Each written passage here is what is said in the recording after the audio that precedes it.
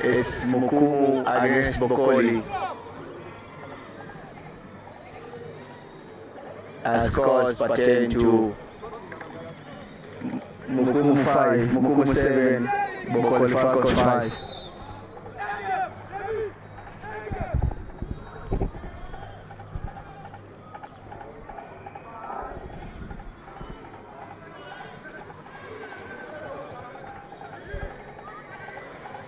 Mukumu feeds in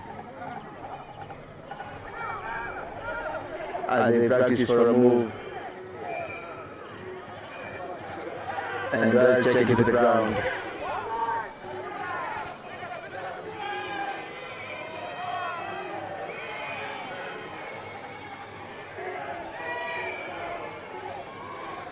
There was a clear contest there by Bokoli.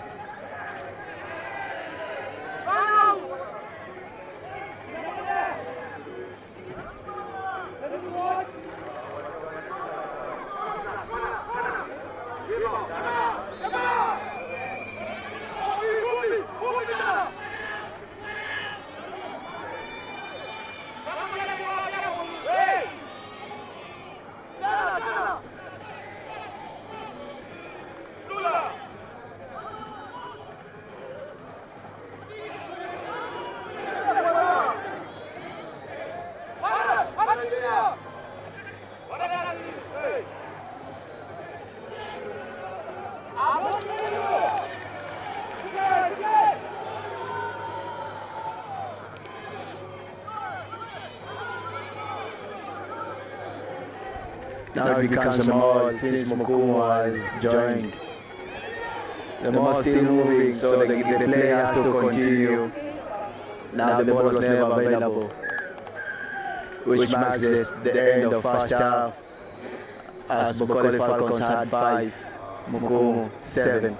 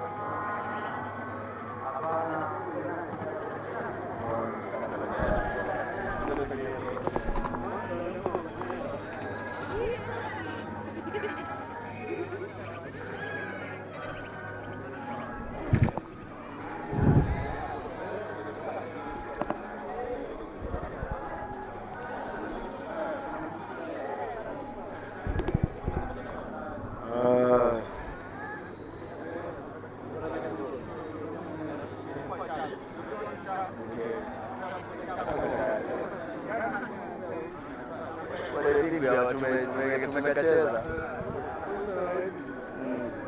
mruka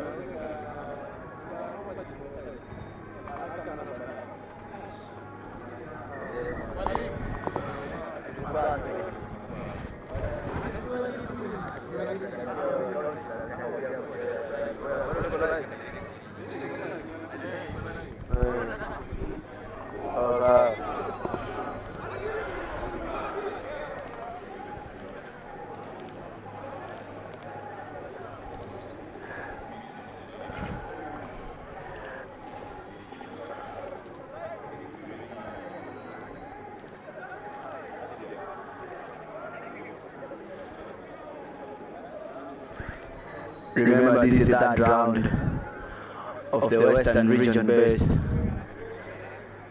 Rugby Sevens for secondary schools, as St. Ignatius Mukumu is taking on Bokoli Falcons.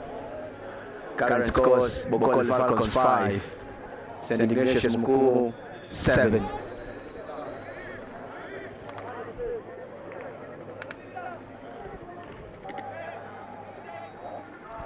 As St. Ignatius restarts the match.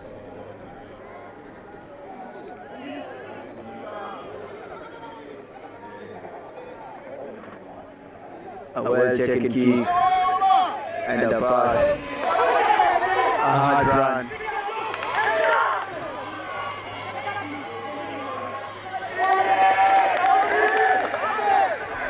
try time courtesy of Bokoli Falcons.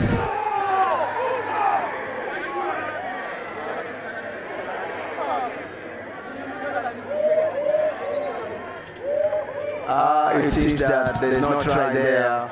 He stepped outside off the pitch. Now it's a scrum. Ball St. Ignatius Mukumu. They have two options.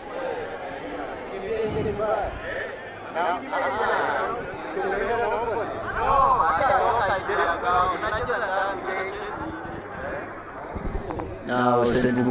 Ignatius Mukumu has two options: a 22 dropout or a scrum at the 5-meter line, in which St. Ignatius Mukumu boys have decided to go for a 22 dropout kick. Remember, the kick is not supposed to go out the pitch directly.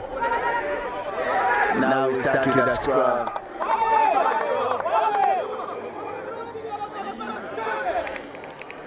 The ball never dropped. He thought that it was a penalty. Now that's the faculty of the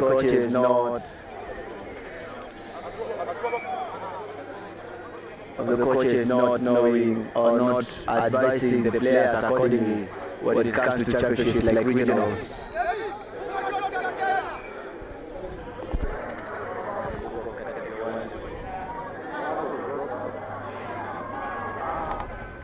As Bokoli Falcons feeds once again.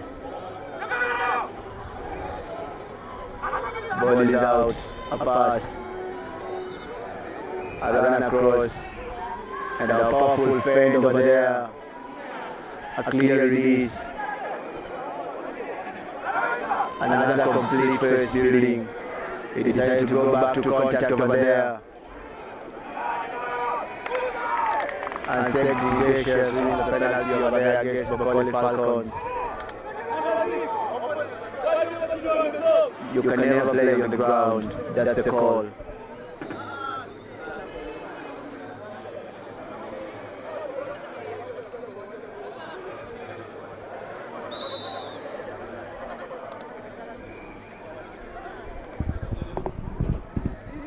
Remember, it's a Vihiga, Kakamega County affair.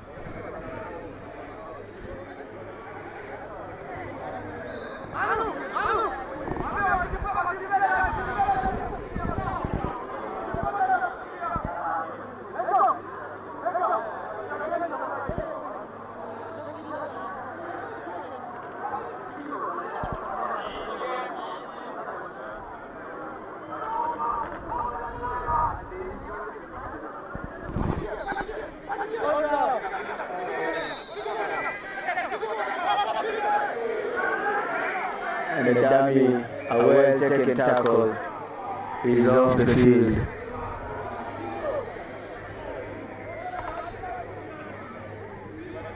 Frustrations checking in the coaches' faces over there.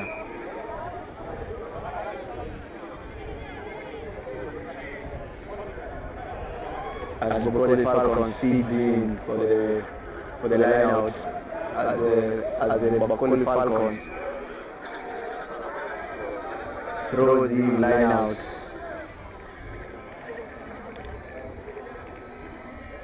There's no clear contest.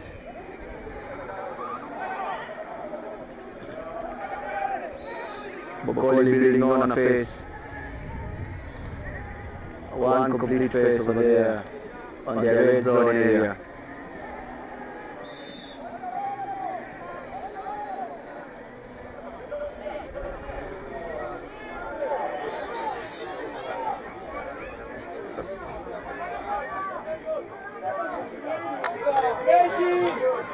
A 2v1 situation there. Remember, the same player stepped out the other time. This time they need to be extra careful as he scores. Courtesy of Bokoli Falcons there. Leading to scores to Bokoli 10, St. Ignatius Mukumu boys 7.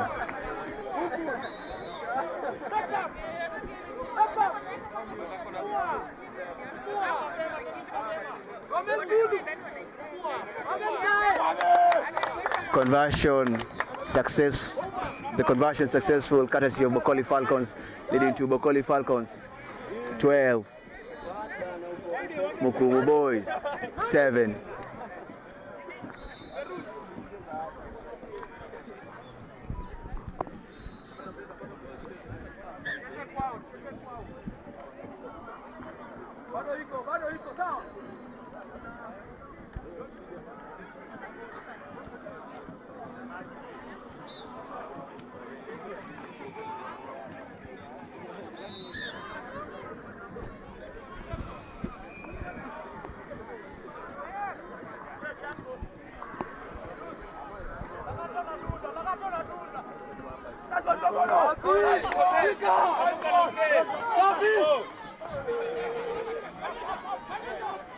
As he runs straight to the contact, which forms a maul, a moving maul.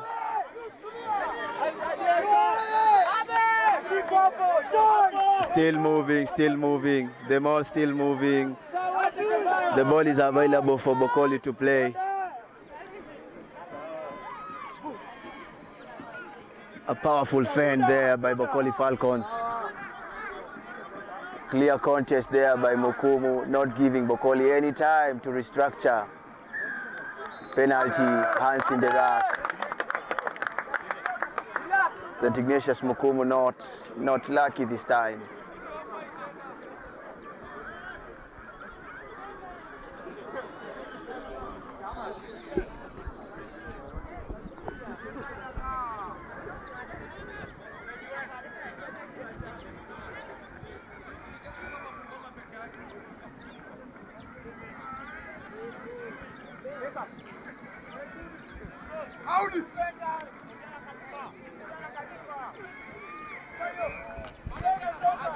Ball out. A kick and chase. Another kick, which goes dead.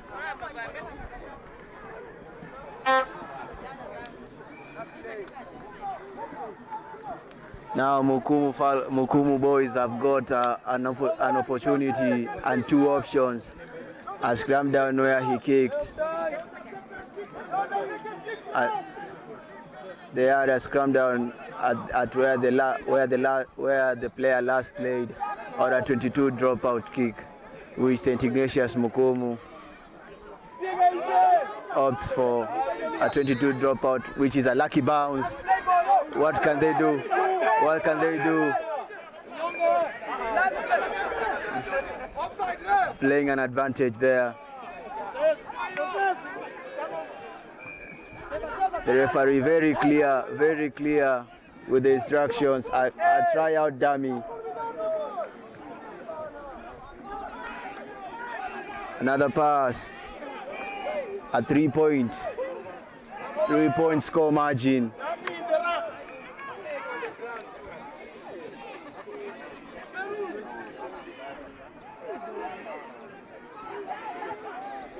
Which ends in a maul. The ball is not available to be played. Goes to the try to push. Ball now never available, which marks the end of the second half. Bokoli Falcons 12, Mukumu Boys 7.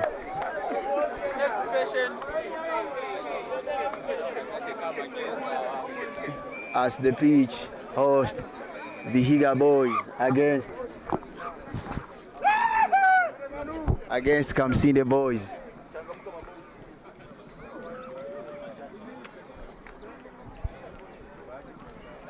For the second match of the round 3 category is Vihiga against Kamsinde.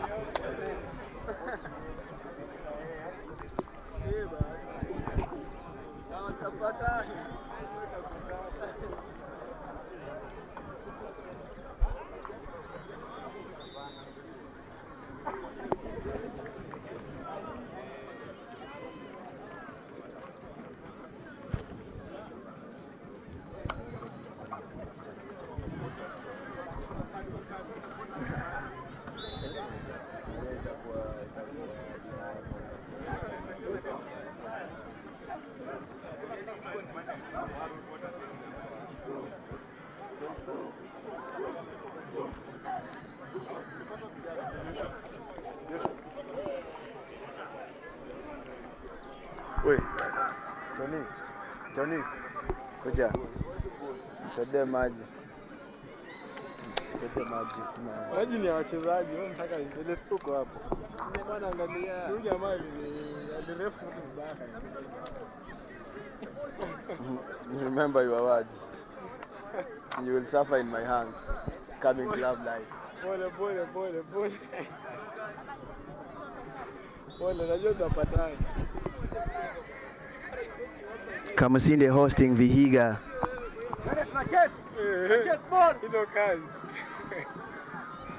As Kamusinde kick it off to Vihiga High School.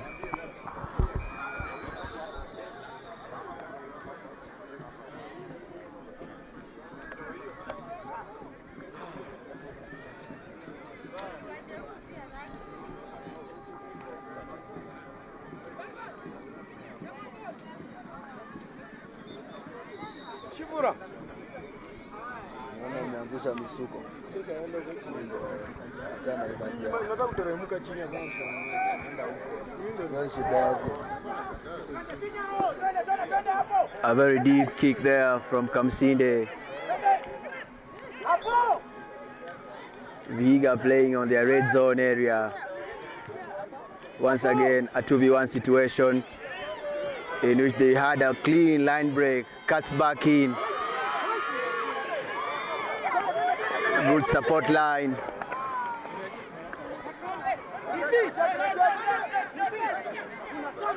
Clear instructions there by the ref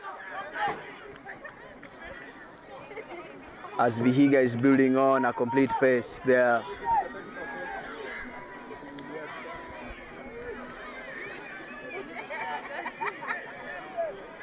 In which they knocks on. As I went back,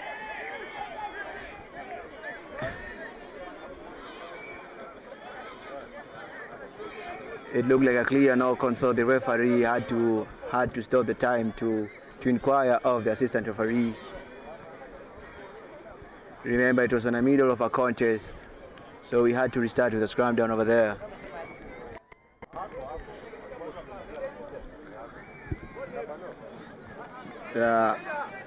It was a clear knock on. Kamsinde gets the first possession in this single match.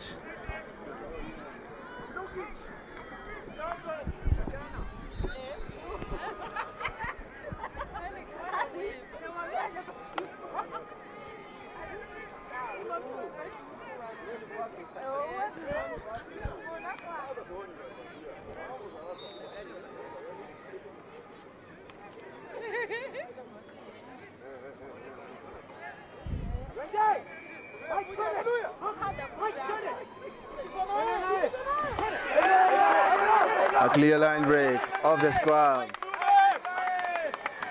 which leads to a score.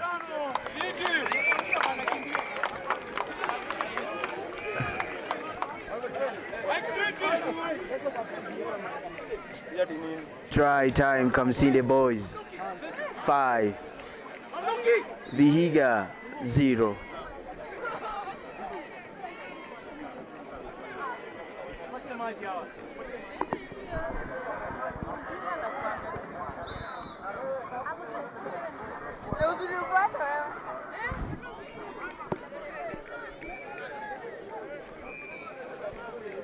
Conversion goes wide, leading to scores. Comes in the boys 5, Vihiga High School 0.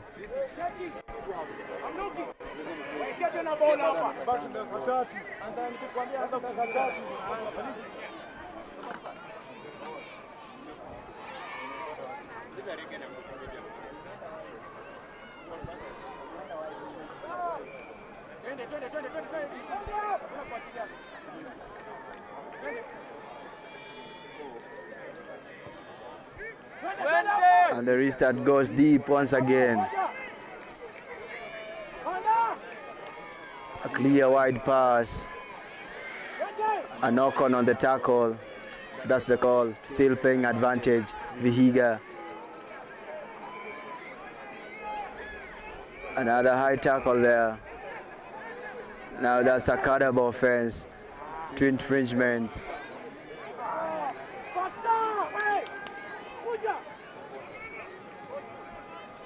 the tackler had to remember those two tackles are coming off the same number, so he had to go out to the naughty seats, naughty boys seat for 2 minutes outside there.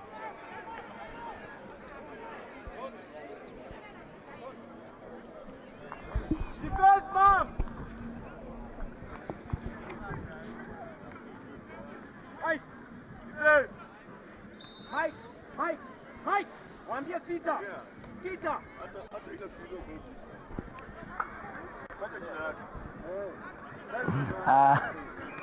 Tulia.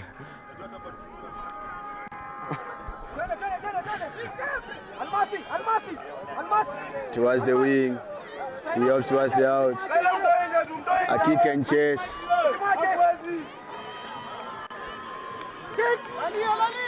A lucky bounce which led to a score. Courtesy of Vihiga High School 5.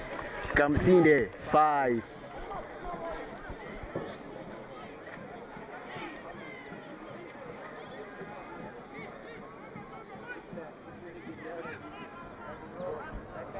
As you wait for conversion,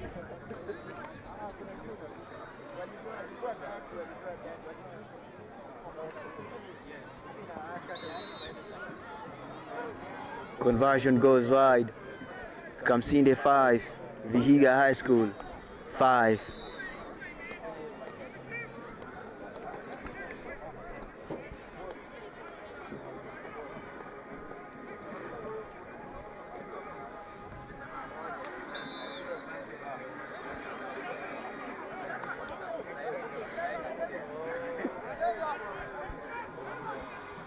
To our beloved subscribers, we thank you for the support. Keep on subscribing, sharing. As Scrummage Africa.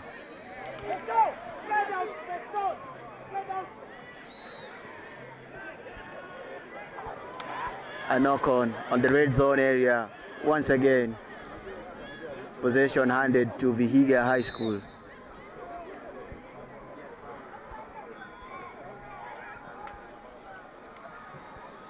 On this third round of the boys category in the regional best on Western, we'd like to appreciate our able sponsors, KCB, Sports,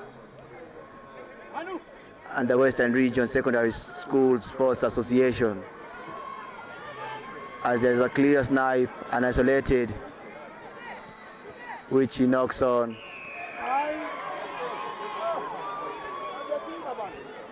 No, it was never a knock on. The referee said he was on the line. He was on the line. That's the call. The try stands. Leading to Vihiga High School 10,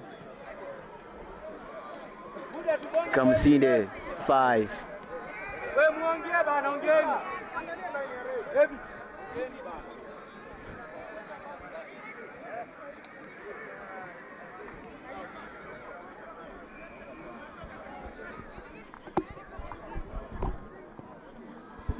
As conversion goes wide,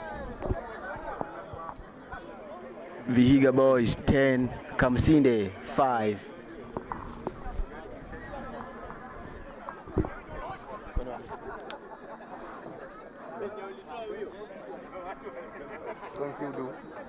Consudu. Asa nangalia kwa macho man. Nangalia kwa macho man. Nashinda. Hey.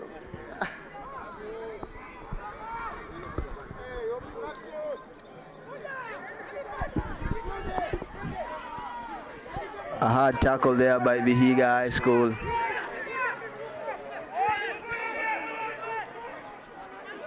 Very hard tackles from this Vihiga boys school.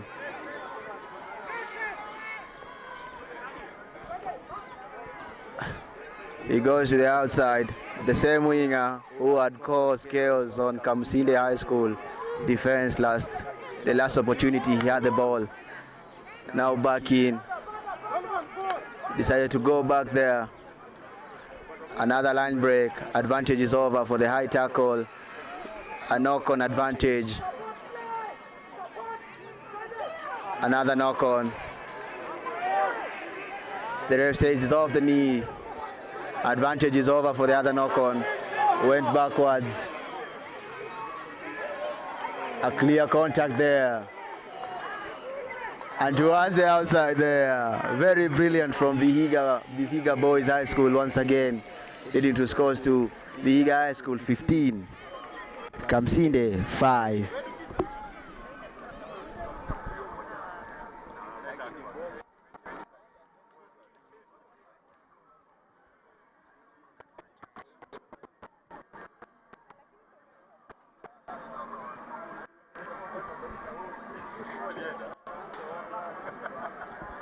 Kumbe niko hivyo. Hadi hujaniambia man.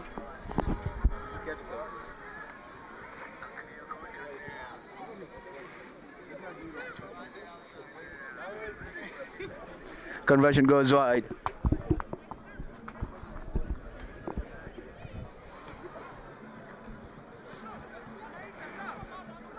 As you wait for the restart, remember to share, subscribe, and keep on liking. Scrimmage Africa.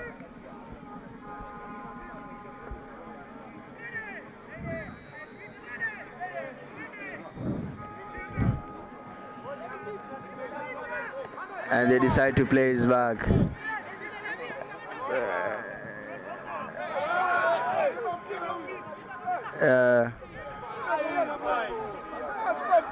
The referee allowing a clear contest on the ground there, not blowing the whistle. Vihiga Boys building on a face. He decided to go back there once again. Now it's a forward there.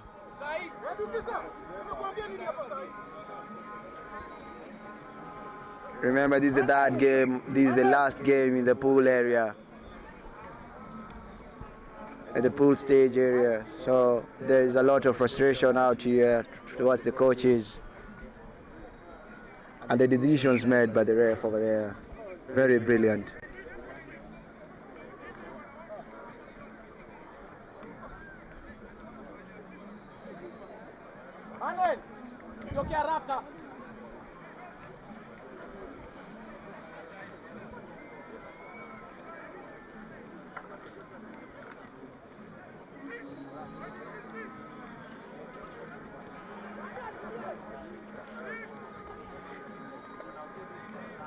Kamsinde feeds in. Dummy, a fend, a break a line. Another wide floating pass, which is lucky on the hands, which ends in a maul.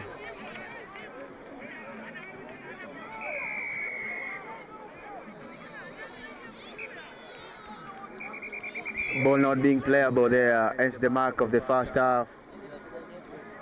Vihiga Boys 15, Kamsinde 5.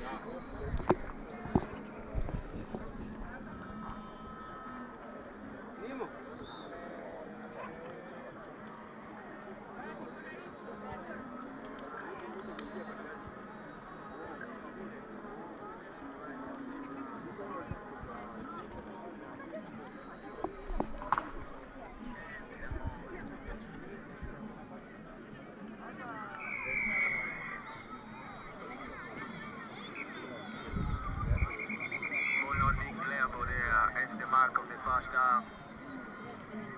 Vihiga Boys 15, Kamsinde 5.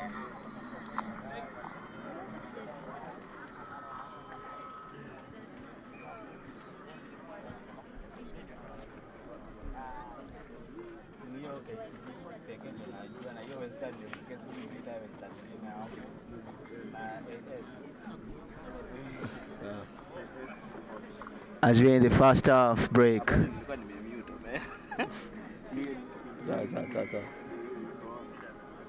As we're on the first half break, we'd love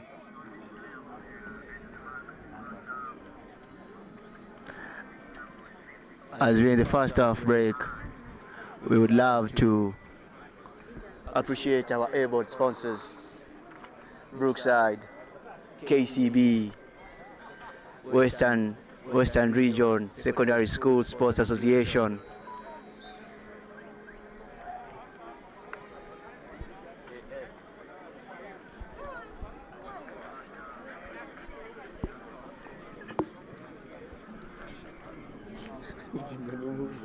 As we on the first half break, would love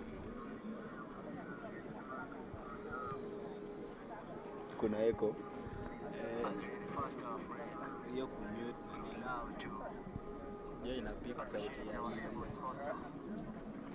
Rusan, KCB, Western Region Secondary School Sports Association. niko sawa. Hapo hujataja AS Sports. Sawa basi.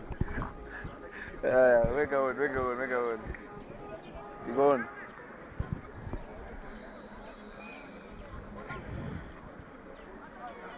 Come see the kit given by AS Sports.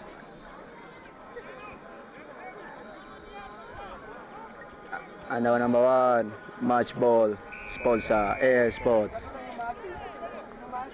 For kids, water bottle, balls, training gears, with AS Sports. To enable our kids to grow and then to grow our talents very well. A clear knock on there from Kamsinde.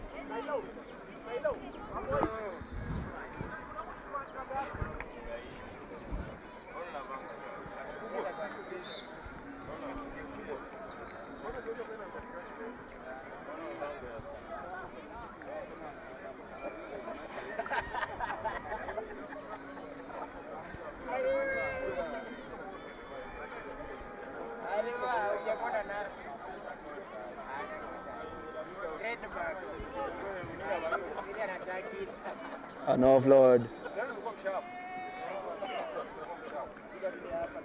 which leads to a try. Vihiga boys 20, courtesy of Vihiga. Come see the boys 5 as conversion awaits.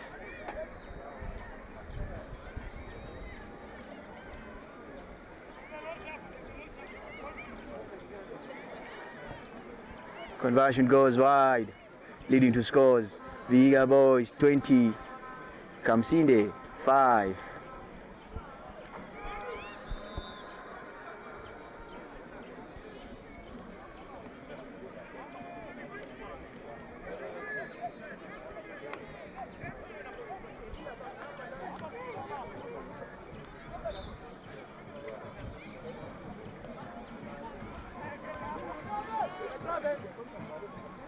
Well taken restart from a side.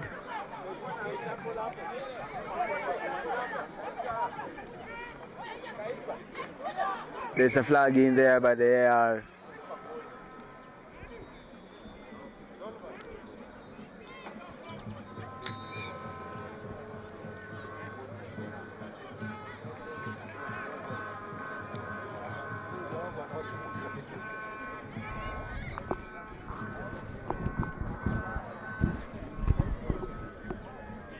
A perfect console there.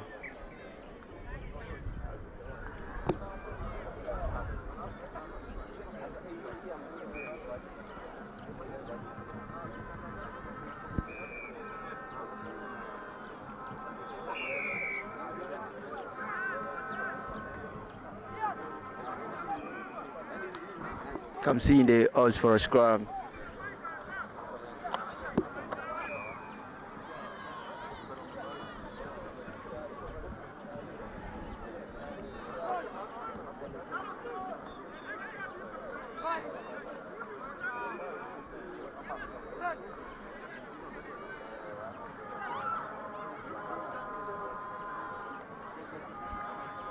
Of the scrum. And the pass and the run. A high tackle advantage being played.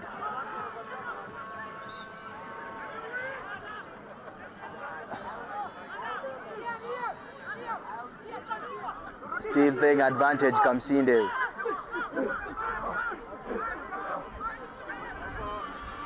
Knock on. The advantage was clearly over there. After multiple passes, the advantage automatically gets over.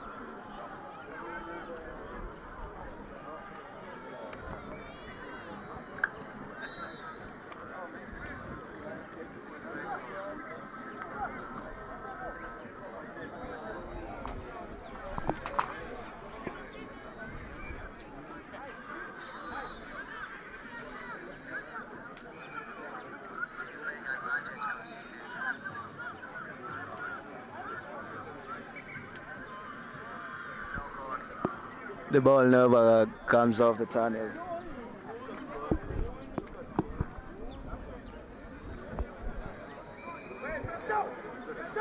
Now we have a recheck there towards the Vihiga boys.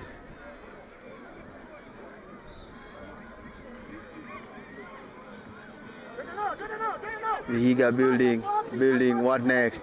Isolated, goes down on the ground. Pass, numbers advantage towards the end. A weak pass there from Vihiga, lucky.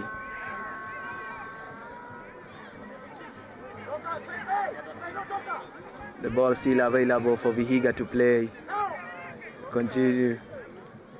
What next? A hard tackle, an offload. A fend, a pass, and a forward pass there.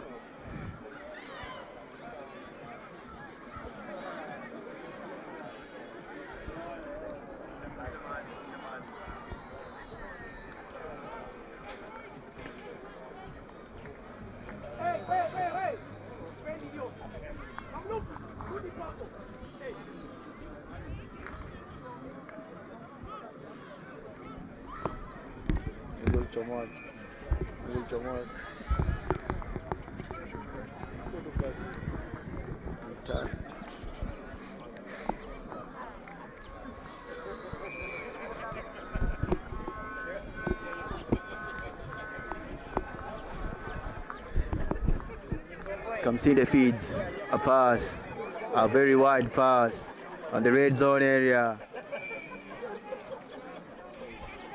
Vihiga still contesting.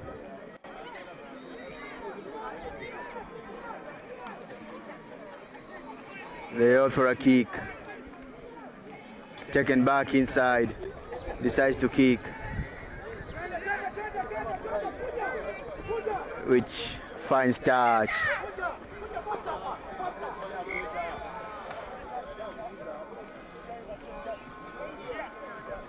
The ball was never alive, so they couldn't start off. They could start off a quick line out there.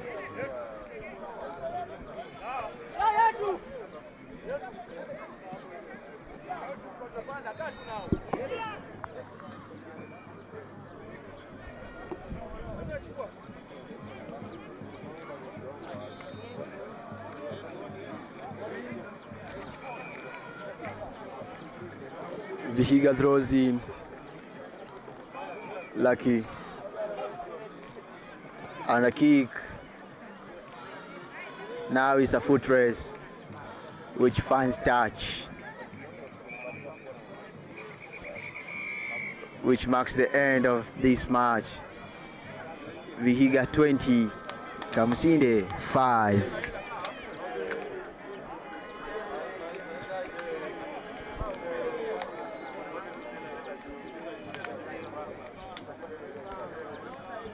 The next match, Kakamega, second runners-up, Butchery Boys is taking on the mighty Musingu School.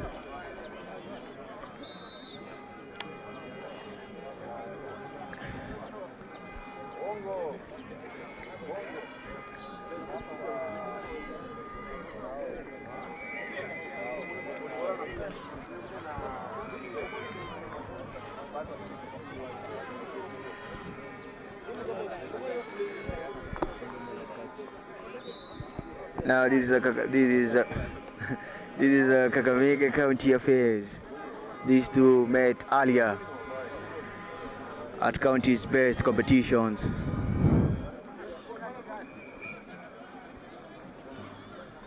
as the center referee marches in for their last match of the pool stages.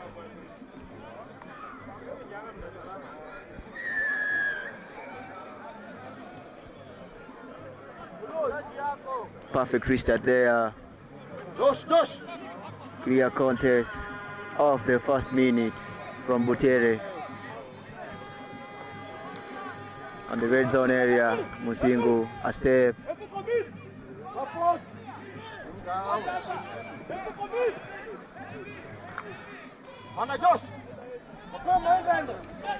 And run, goes back in, off the boot.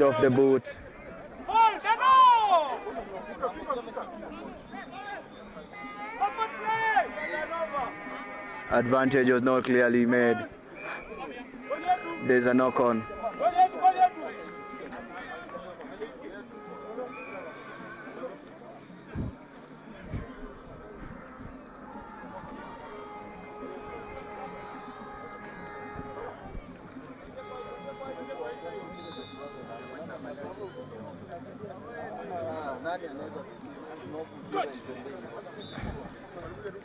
It's a scrum. Butere boys feeding in.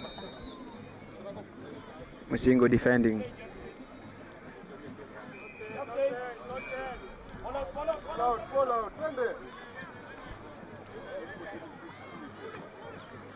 Very powerful carry there.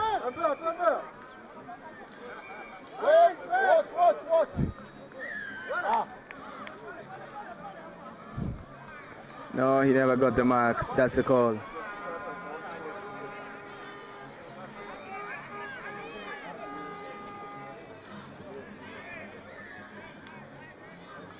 And it is a high tackle there. 1-1, boys!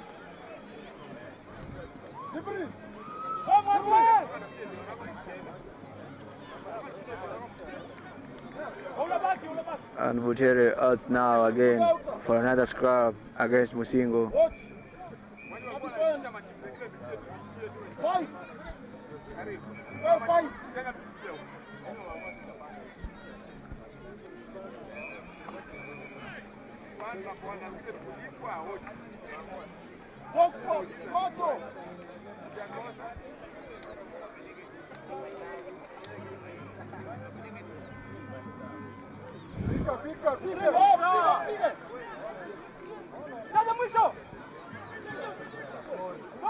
An offload goes back in,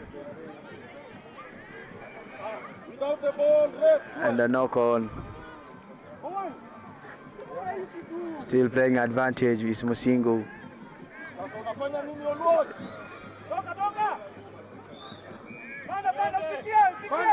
Another kick. It's opening up.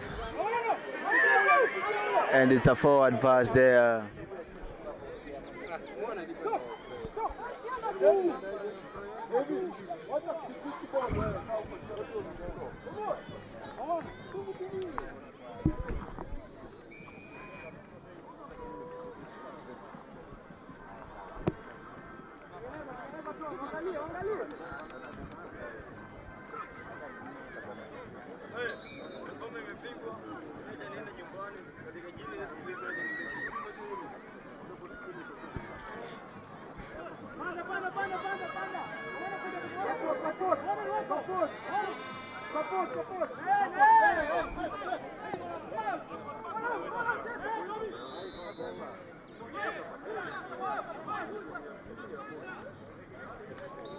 He kicks it straight out.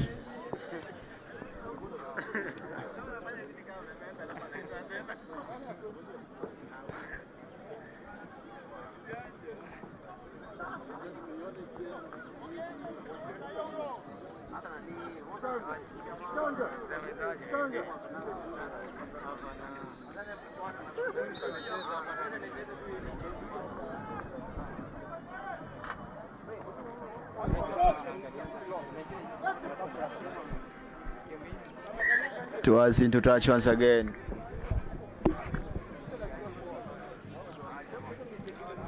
Musingu has been contesting well here.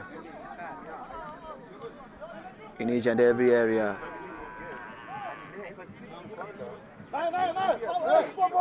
Ball went loose.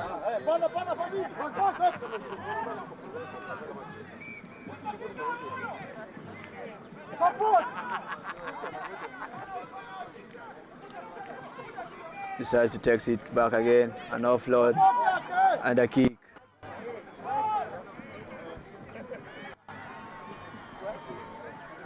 Which is clearly contested to the last minute.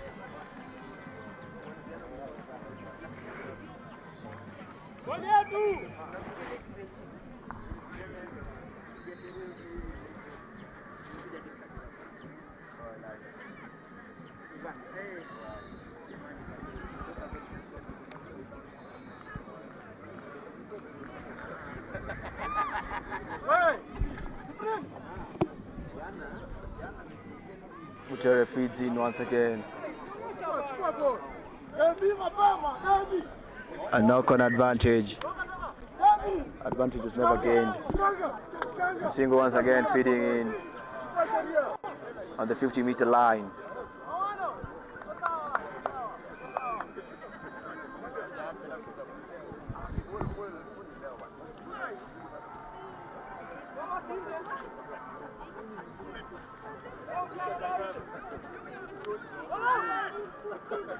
Was the blind area, which leads to a try. Try time, Musingo School 5.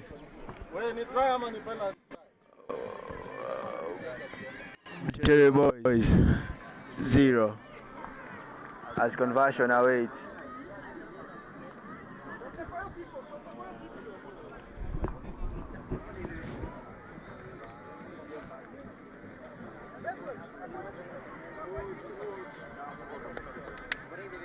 Conversion wide.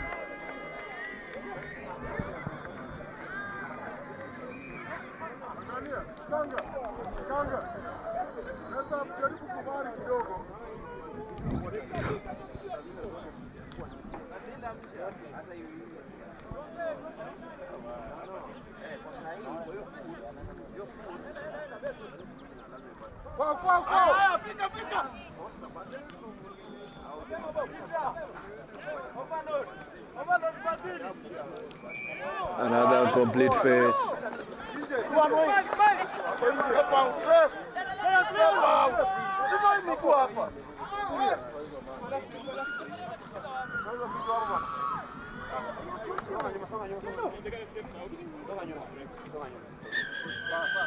Which leads to the end of first half. Musingo School in the lead with 5. Butere Boys 0.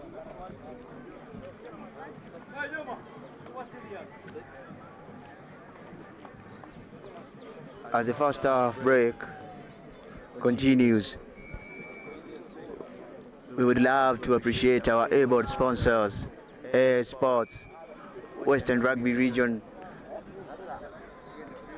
Secondary Schools Association, and KCB.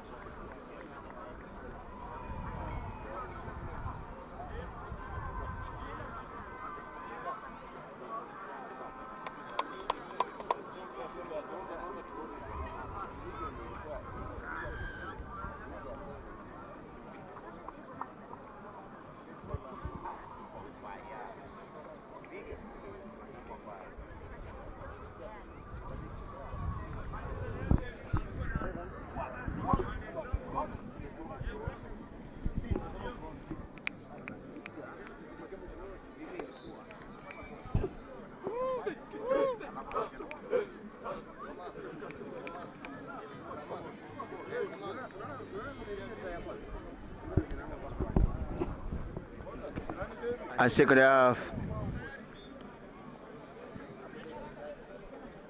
Musingo Boys kicks it on to Butere High School boys.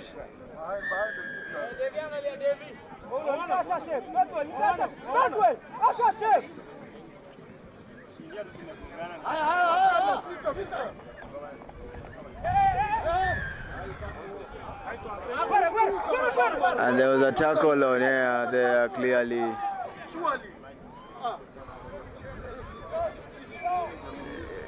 There shouldn't be any contact on here, remember.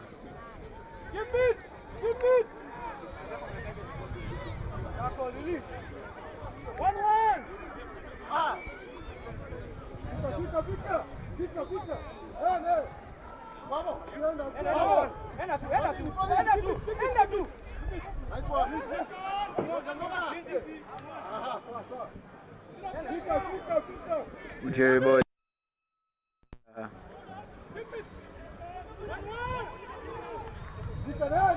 Another pass. And a line break. Cuts back in. Still going towards the center post. There's a clear chase over there.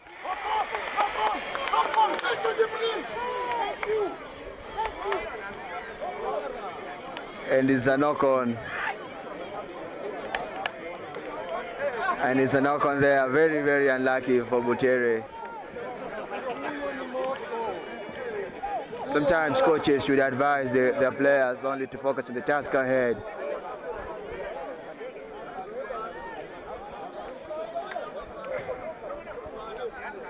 Remember, competition is best here in the regional, best in the region. Championship, not like in counties. For this is the second time they are meeting once again in this secondary schools championship. It's a Kakamega.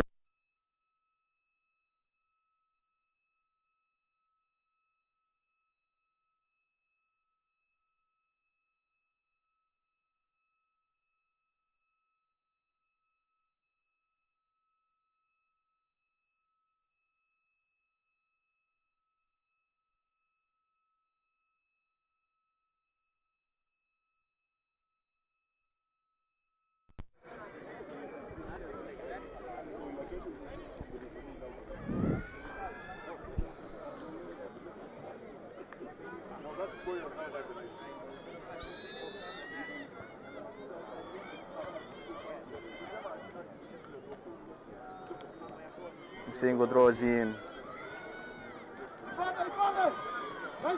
Rushed in defense.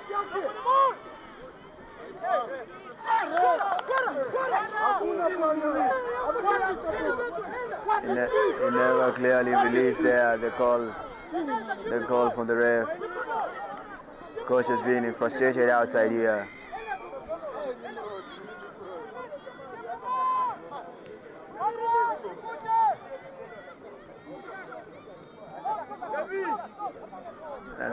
Another kick. There's a chase. Taken back in. He grounds it in. So it's a scrum down. Butere feeding in.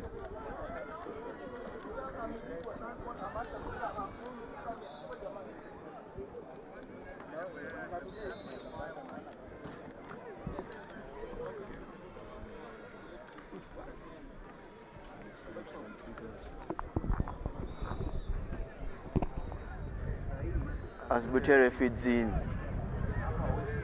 of that took it in.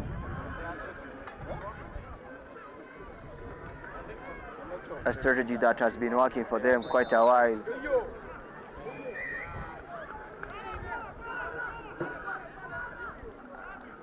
And it's a free kick. And a carry, which loses possession. And another kick once again, which is well chased. What next? What next? He decided to go in, offend, and a very clear tackle. Butere, a clear line break there. A step, offend, still going. There's a chase. A tackle there.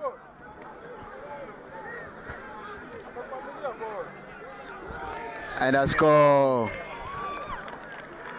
Courtesy of Butere boys. 5. Musingu School. 5.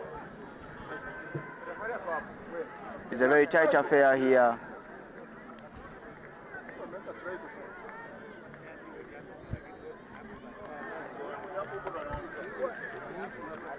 Conversion was successful.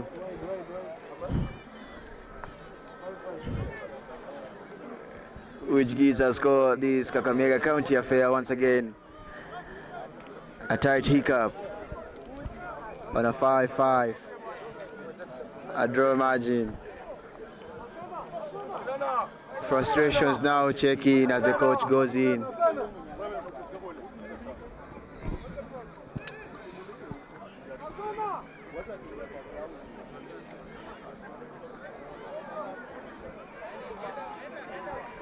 As you wait for the next match here in Bungoma High School pitch, St. Peter's Mumias against Butula School from Busia is a Kakamega School, is a Kakamega County against Busia County affair once again. Earlier, Busia County emerged finals here, emerged the winner against the host Bungoma School. The bigger question is, will St. Peter's revive themselves against Butula, or Butula once again will be dominant? As you await for the match, for the in-playing match, Butere boys against Musingu, which is a tight affair, a 5-5, a 5-5 draw.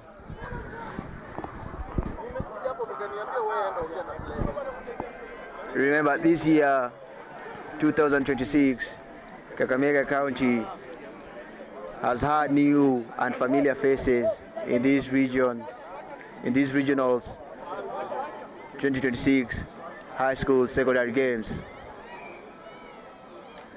Faces like Butere School, First Beth Academy,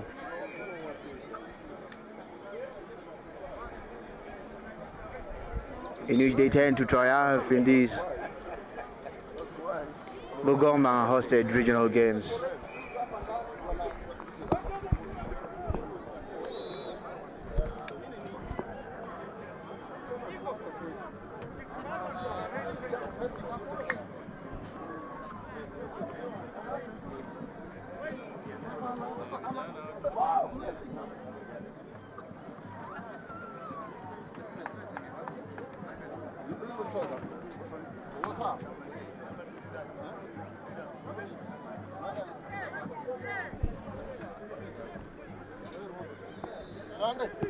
Martin Tavale, the man behind First Beth Academy, triumph.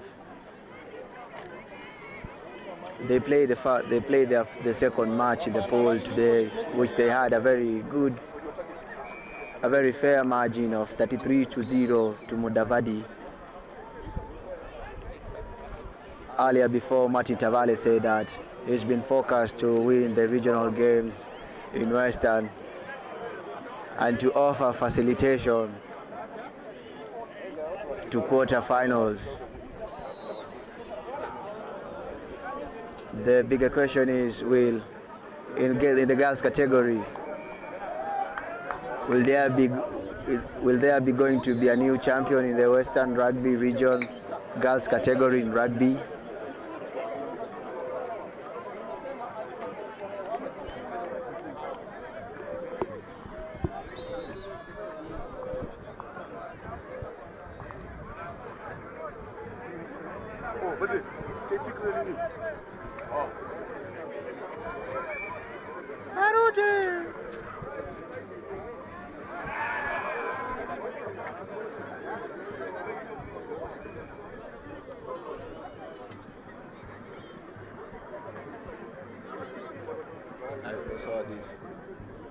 I foresaw this.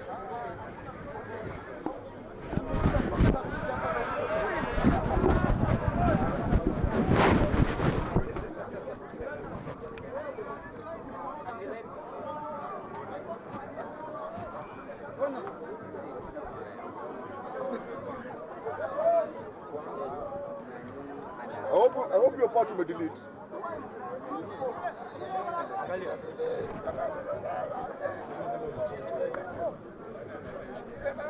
Hebu nisaidie hiyo nini mzito. Nisaidie hiyo phone. Check yo. Nisaidie phone. Nisaidie phone. Sawa.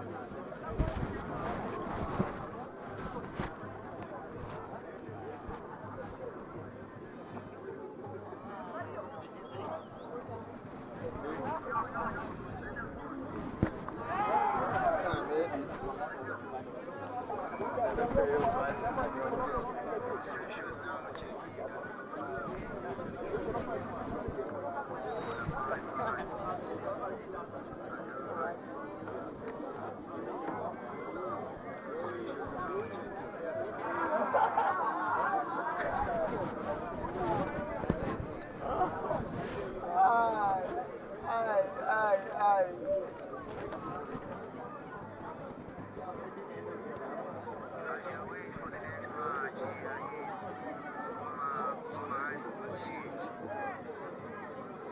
St. Petersburg against Fortuna School from Busia.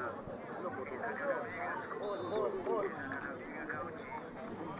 a Kakamega County against Tuone kitu kwanza kwa screen. Sasa tunaona advertising inakaa full time.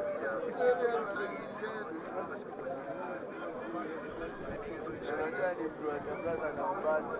Ni mtu akaplaza na mbada. Tuone advertising hili. Niliuza hapa pole bana.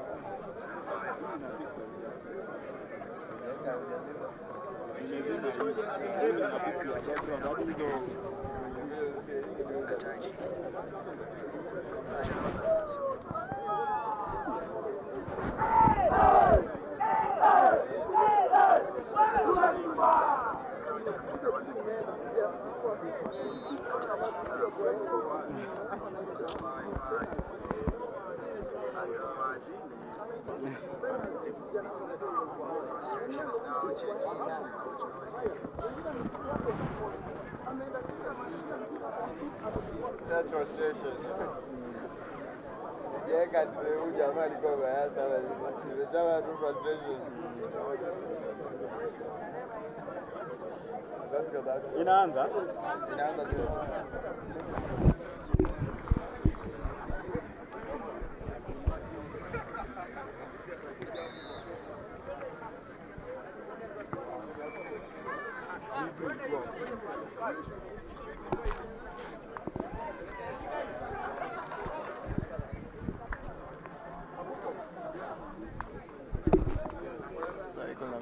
Naona huko hii mambo inapamba man, pia kusimama hapo akijua vile unasikia mgongo.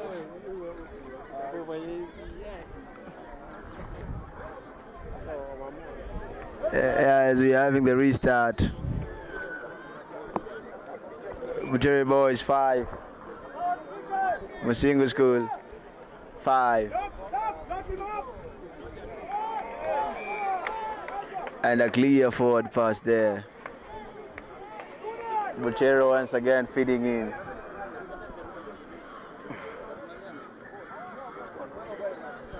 Some change is advised. Just when you are into contact, just keep the ball.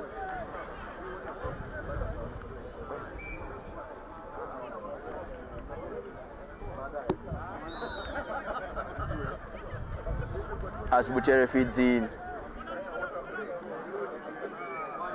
a clear loop, a cut-out pass towards the end. Play still playing advantage for high tackle is Butere. Adami.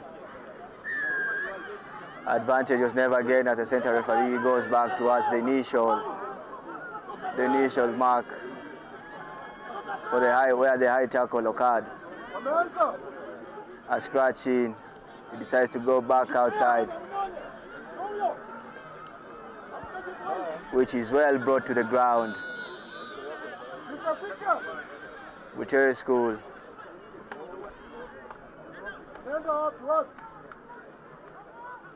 Well defended there. Another face. Always the ball beats the man. Try time. Bucheri School 10. Musingu School 5.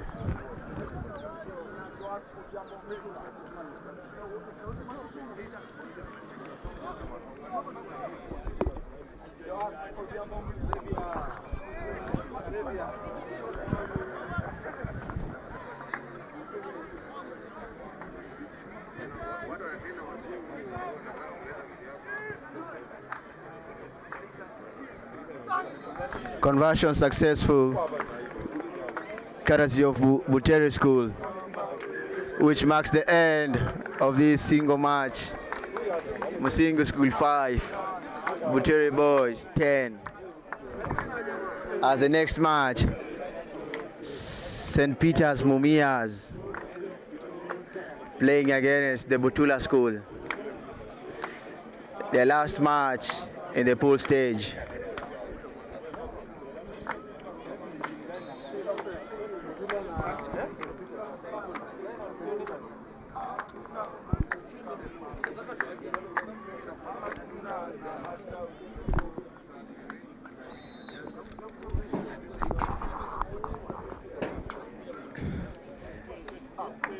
Butula School, early mornings, they emerge winners against the host Bungoma High School.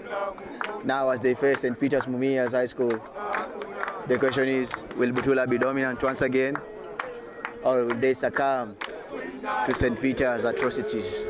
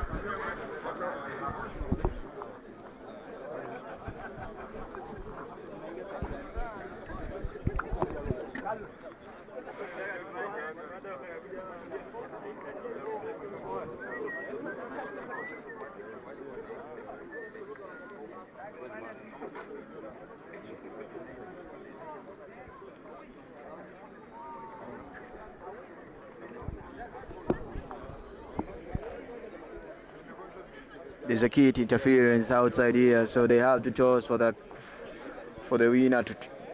They have to toss for a change of kit. Remember, these two teams had met earlier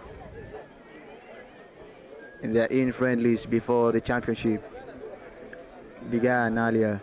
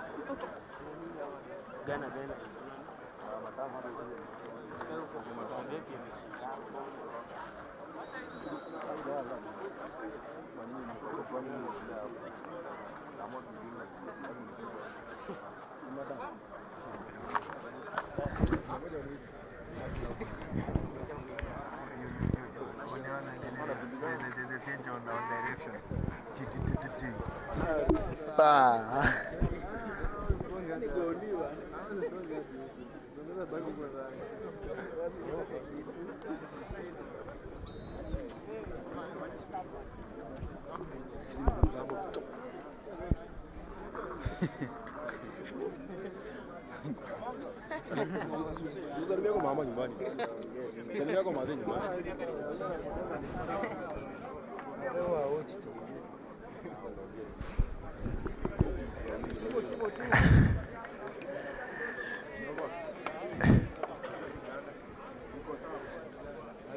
The key toss is now cleared. Alikuwa jezi.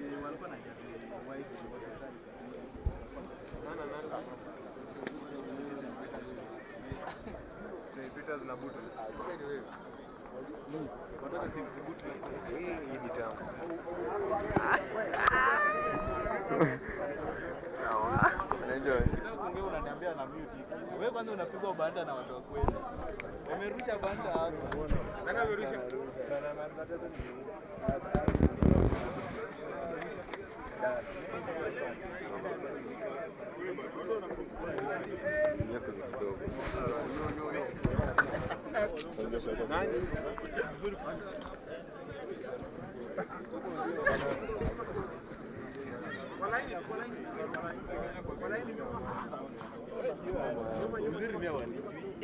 Walinionea kwa kuona mtu anajua tu scrum mimi nimeenda nimeshika hii kamera. Nimeshika kamera mimi. Kwa group ama kwa comment section. Leo kati tunaangalia kwa hiyo. Hapo la limit watu wa Shabana. Labda kama msubscribe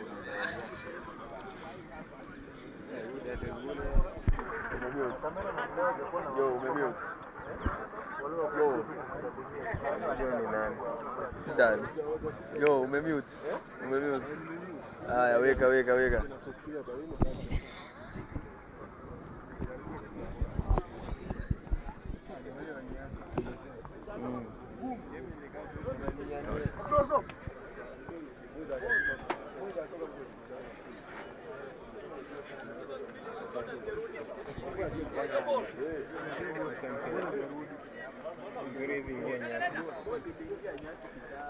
As you wait for the kick-off match, the match to kick off, we'd love to appreciate our sponsors, Air Sports,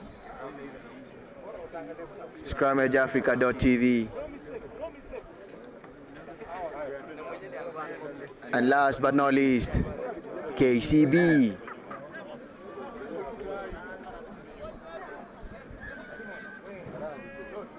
Batula Schools kicks on to St. Peter's, which is well taken.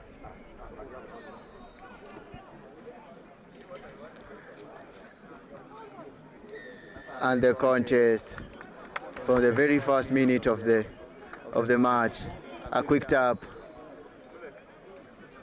What next? Gets on the ground. Dula. What next? A dummy. A line break. Ball still available. A goose. And a pass, which he knocks on.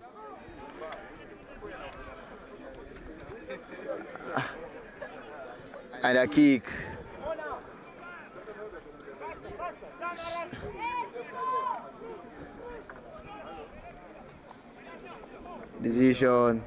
Decisions still moving. Well defended there by St. Peter's Mumias. Still building on face, which is never complete.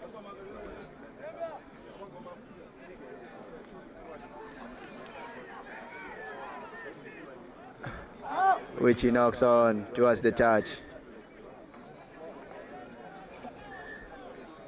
Time is off. There's a consultation there from the center referee to the AR. It seems there's something over there. Center referee advising the fans to move off the pitch.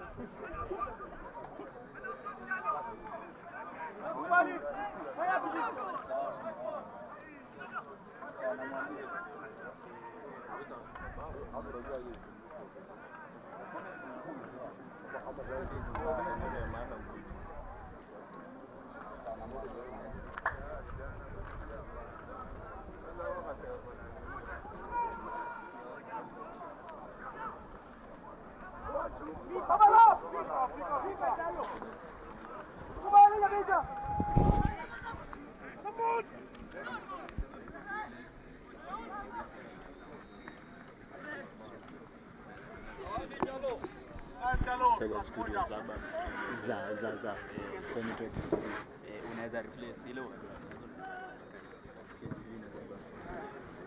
network isivile kizaba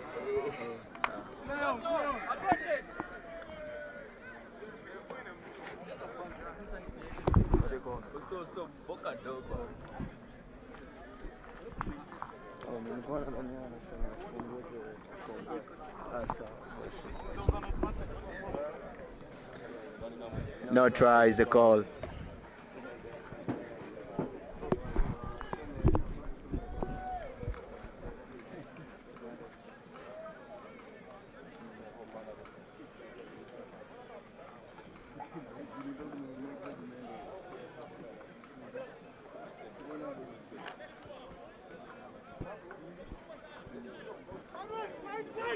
Set piece stable.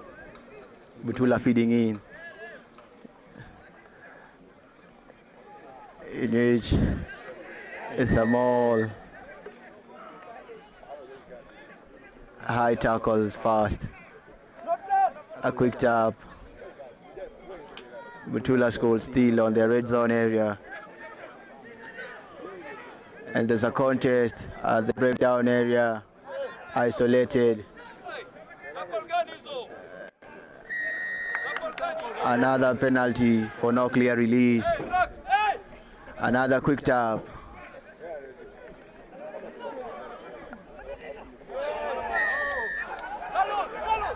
He already scratched the ball for a quick play. A carry, a tackle, and a contest.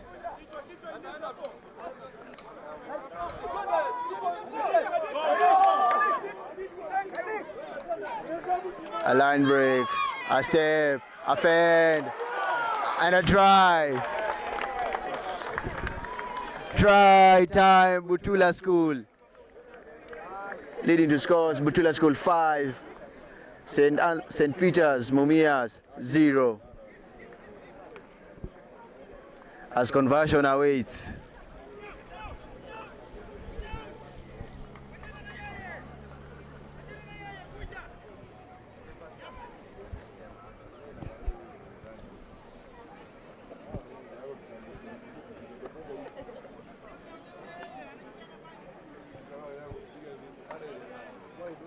Conversion wide.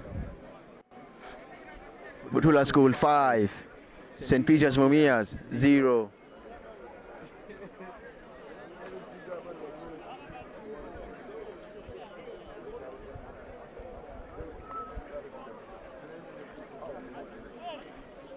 As we await for the restart, we would love to appreciate our able sponsors, ScrummageAfrica.tv, Air Sports, and Zabab Studios.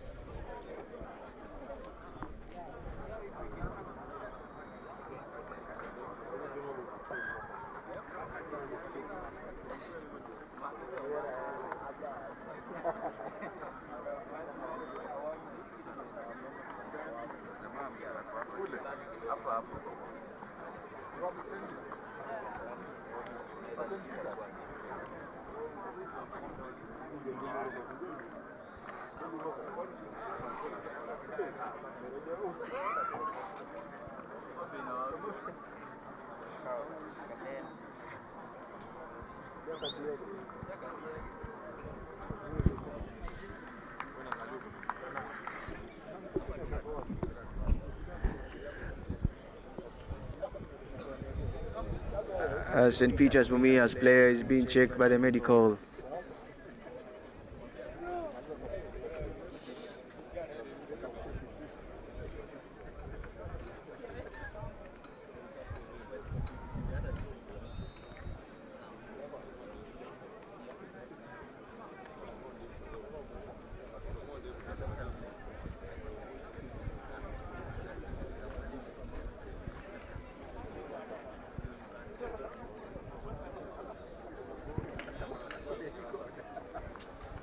Remember to share, to like, and to subscribe at scrammageafrica.tv.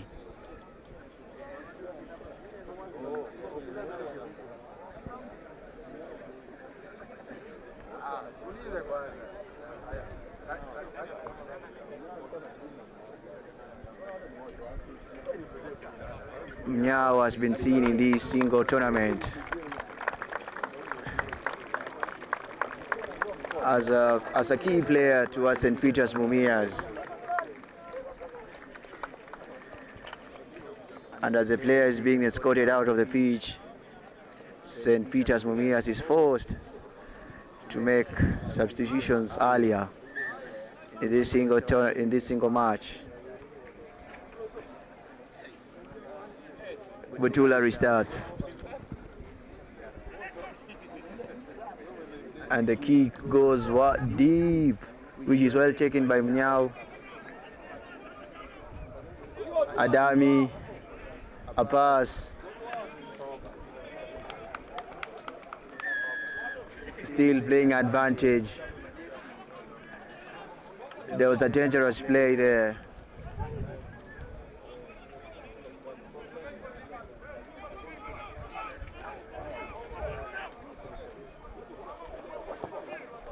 Ball finds touch.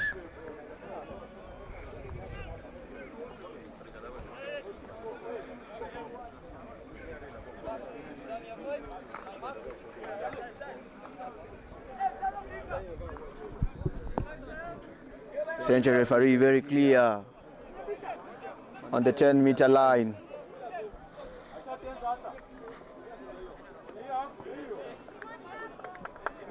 Which is being well contested.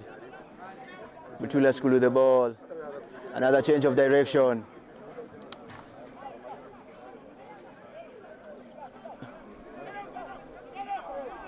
And a pass.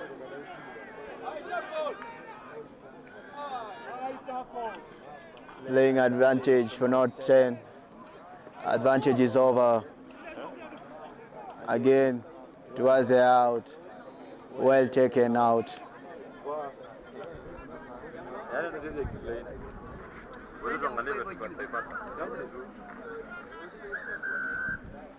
As that tackle marks the end of the first half. St. Peter's Mumias 0, Butula School 5.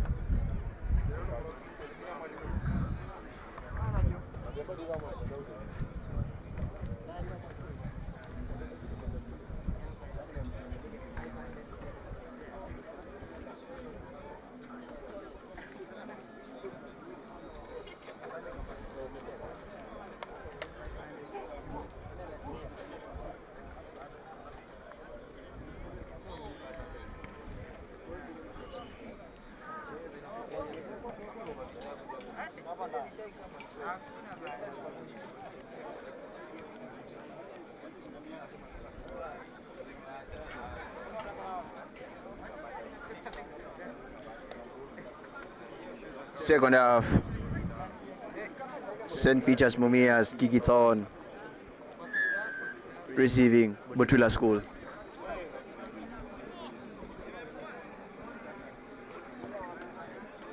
The kicks goes deep, which is well taken. A very dominant tackle over there, which leads to a knock-on.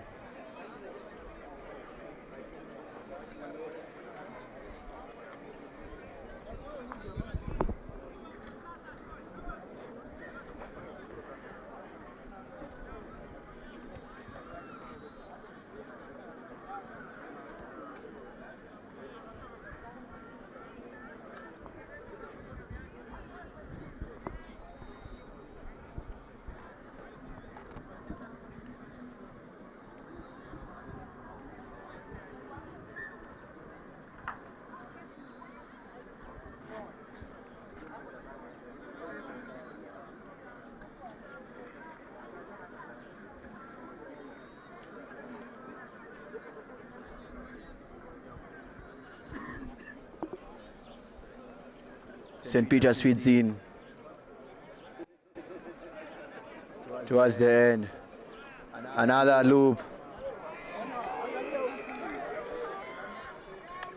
Try time. St. Peter's Mumias 5. Butula School 5.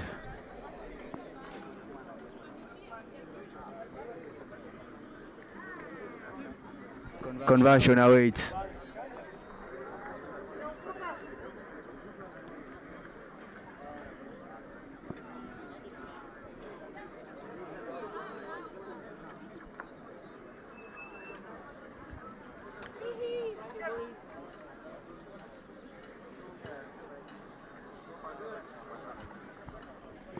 Conversion goes wide, leading to scores to St. Peter's Mumias 5, Butula School 5.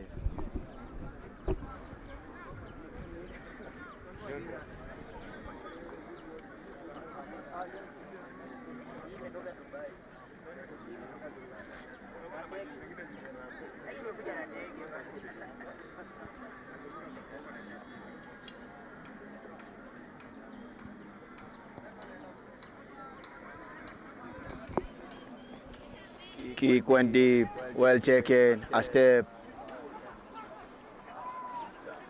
St. Peter seems to be applying pressure. A knock-on advantage. A pass. Another loop.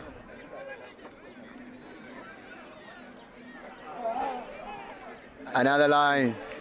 Try time, St. Peter's Mumias 10. Butula School 5.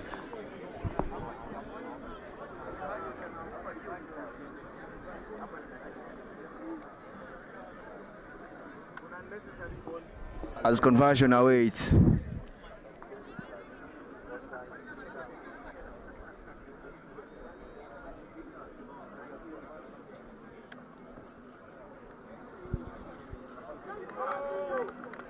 Conversion unsuccessful, leading to scores to St. Peter's Mumias 10, Butula School 5. Unsuccessful. And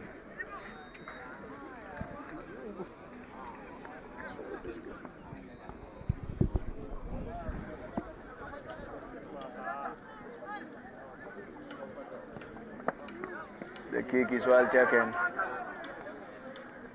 Contest, which lands to Butula School hands.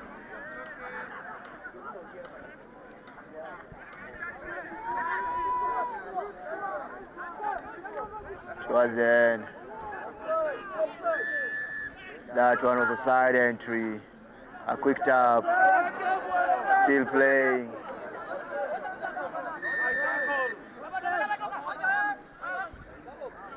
The call is he never got the mark first. They had to go back 10. Butula School outs for a scrum.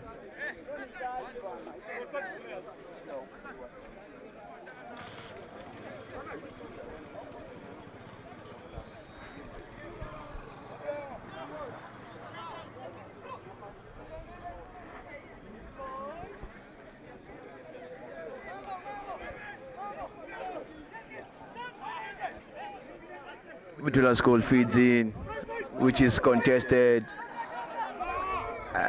And there's a side. The shot was from the side there. Mitula School towards the edge. A line break. A wide pass.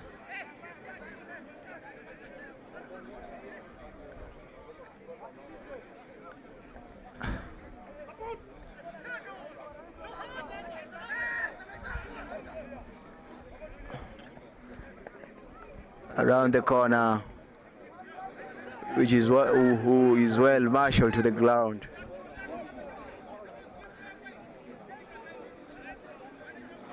A fend, an offload, another fend, tackle to the ground.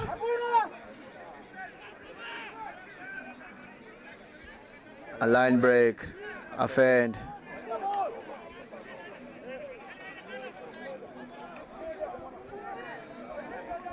Still playing in St. Peter's, decided to cut back in. One leg free, tackler still there. Tackler never did roll away.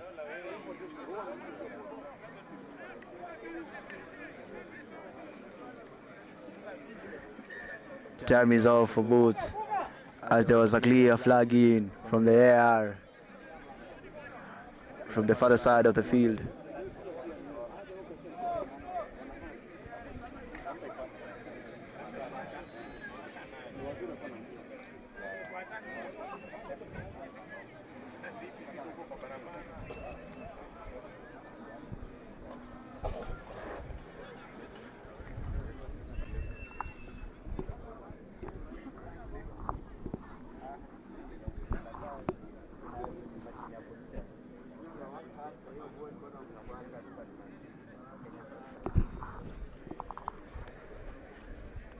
We would love to appreciate our able sponsors, ScrummageAfrica.tv, Air Sports, lastly, Zabab Studios.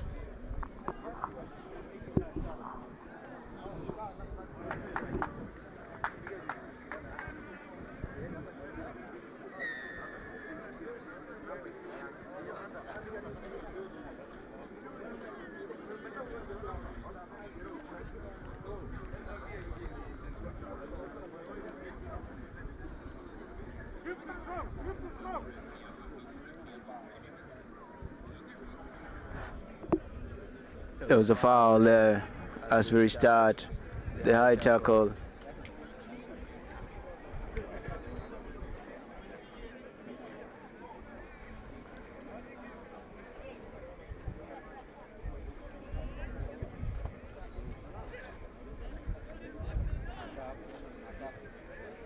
Kakamega School St. Peter's Mumias feeds in an offload. Go around the corner, which ends to a maul. Ball not available to be played. We are starting off with a scrum. Butula School feeds in.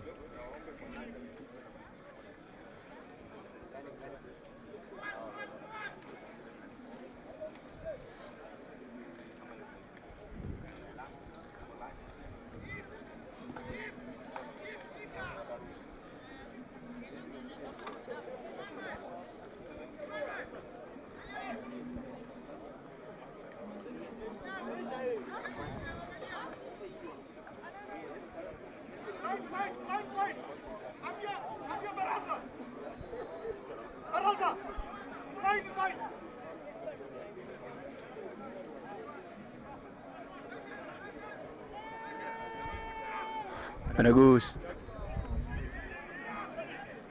A fern.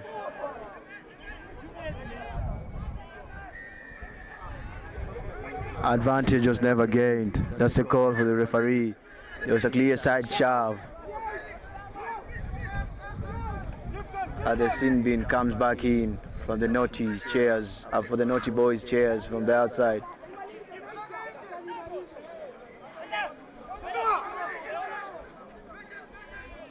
Adami goes back. A good clear off there.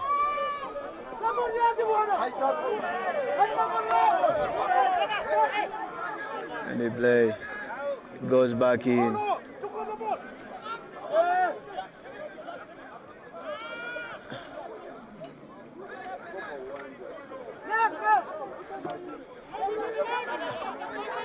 Another penalty, high tackle advantage is Butula playing. An offload towards the end, which is well brought to the ground towards the blind side. An offload which finds St. Peter's Mumias, which marks the end of the match. Full time scores. St. Peter's Mumias 10, Butula School 5. As Mundika marshals in the pitch.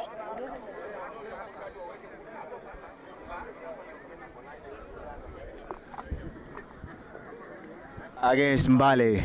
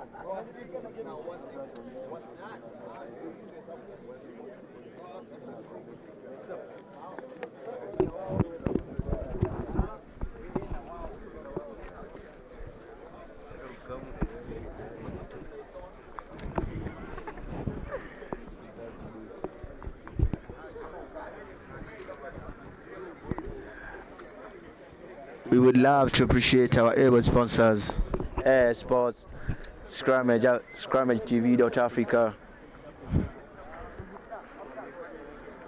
last Zabab Studios.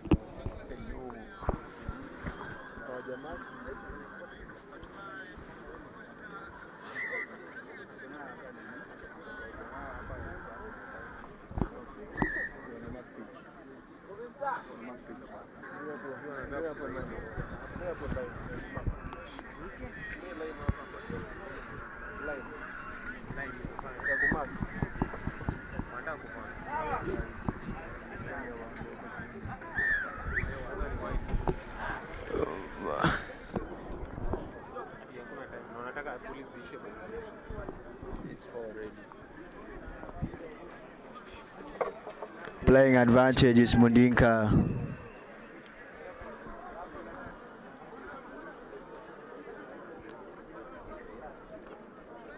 And a loose pass.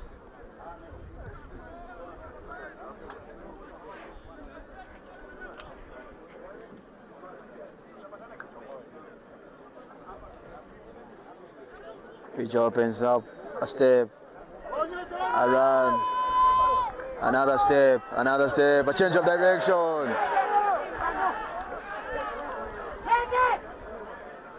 Playing advantage for dangerous play is Mundinka. Another line break.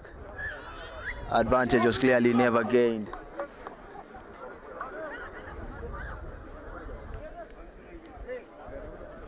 A quick tap. Numbers advantage. Run straight to the contact. It is clear. There was a leading with an elbow there. A leading elbow clearly. Fucked up.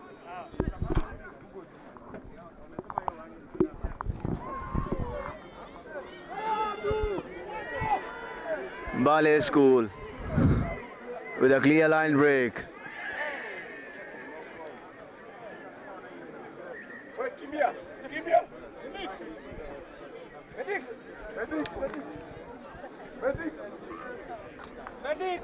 Medic.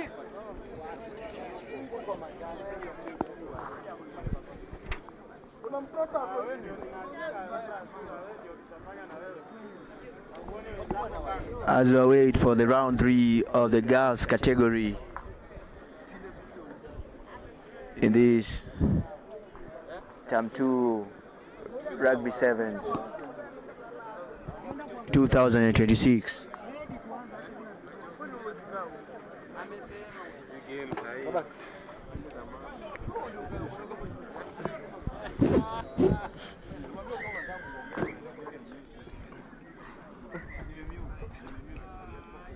Tuanze. Tuendelee.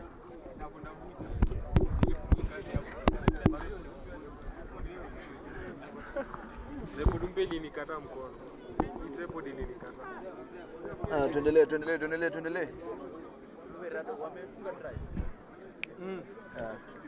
Bado. Afanyange.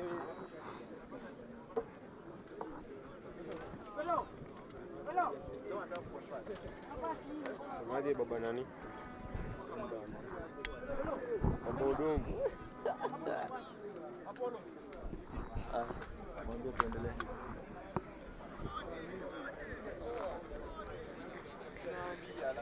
It was a high tackle towards the try.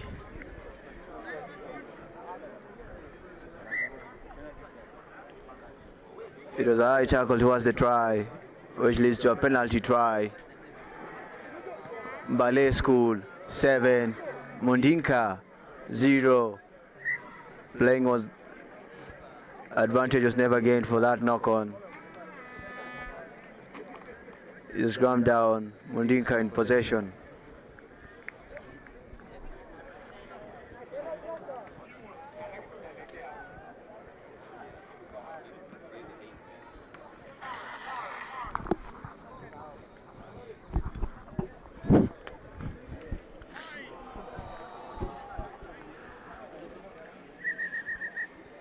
And a reset there.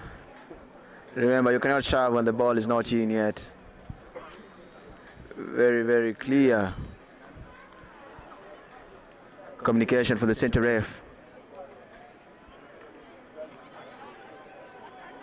Ballet School wins. Another knock-on from Ballet School. Mundinka feeding. As number 7 comes off the naughty boy's seat. For the 2 minutes he was out for that early infringement of a dangerous play towards the try box area there.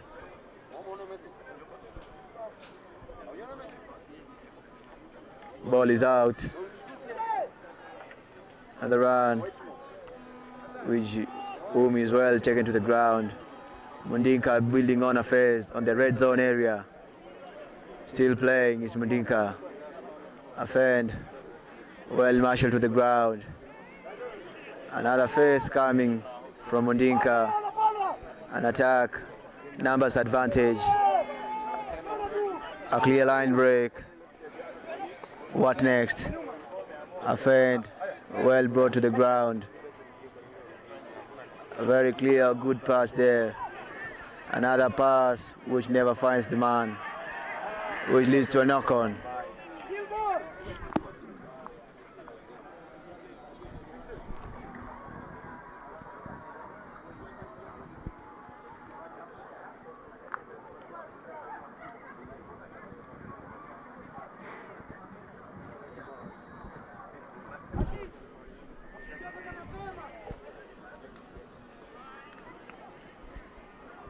Ballet School feeds in the scrum.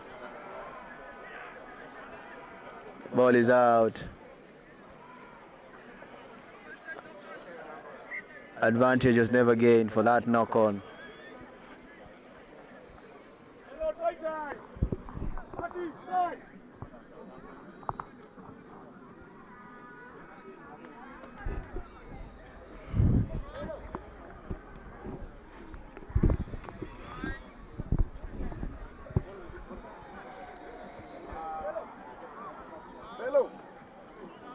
Ball is out. And the ball never finds the hand and lands on the boot of Ballet School. Mundinka playing advantage. Advantage was never gained for that knock on, which leads to another scrum in possession of Mundinka.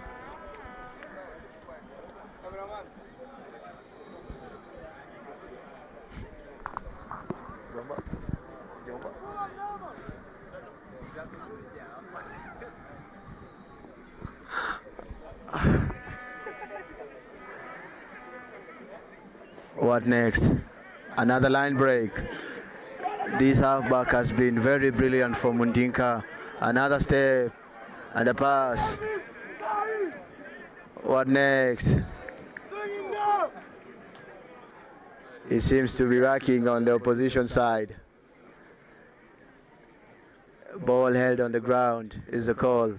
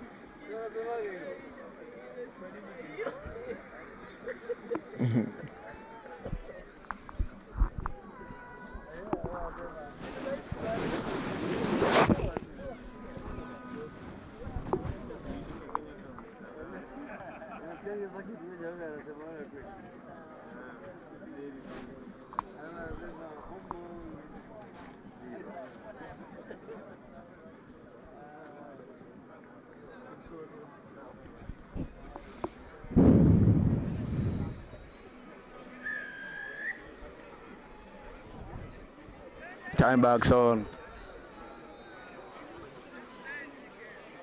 It was the last play, which he boosted to charge, marks the end of first half. Mark the end of the second half.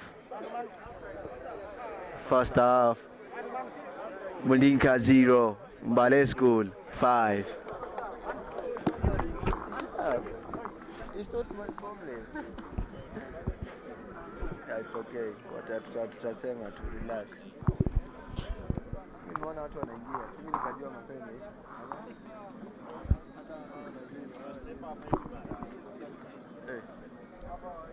Ni shule gani?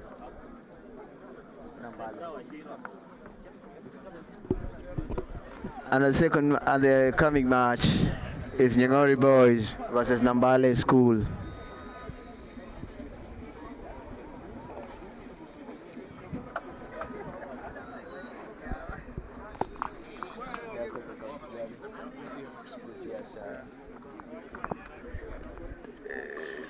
This is a Vihiga County,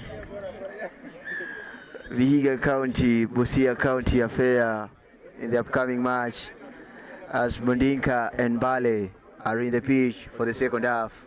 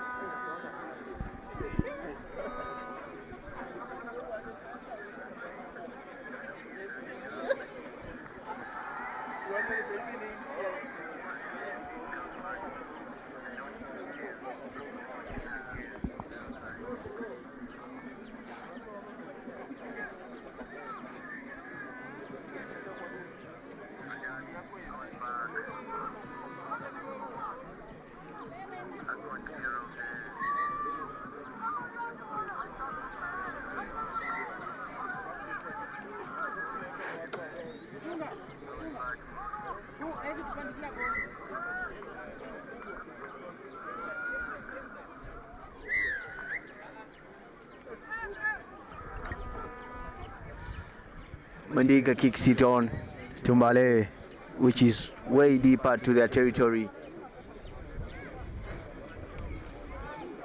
Offend. Unlucky. Towards the end, round the corner.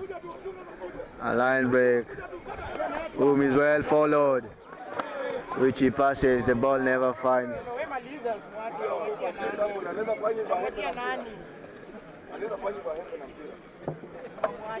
The ball never finds the man. Touches the goal.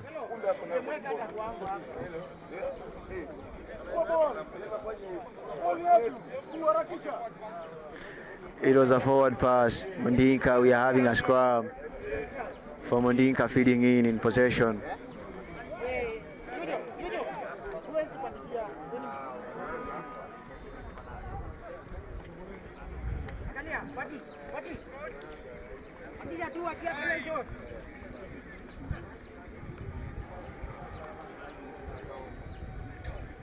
The scrum is well contested from Ballet School. Around the corner again, towards the end, on the edge. Now it's a foot race. Try time, Mandinka School.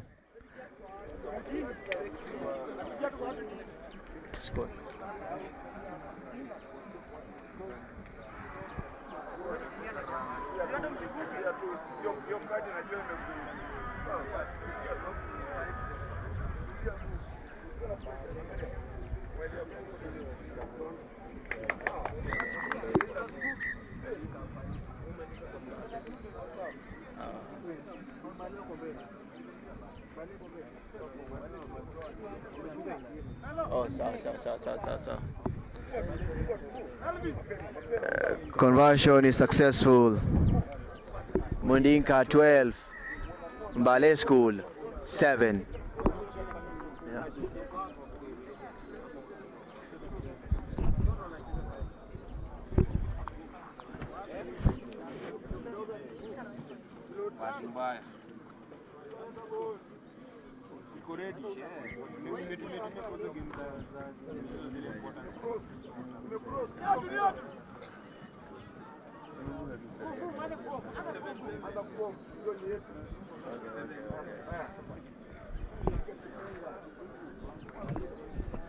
Penalty.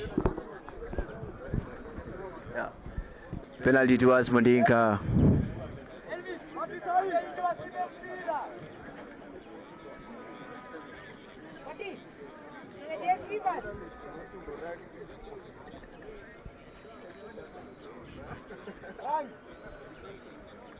Mandinka feeds it in, which is well contested by Ballet School. A pass. Numbers advantage.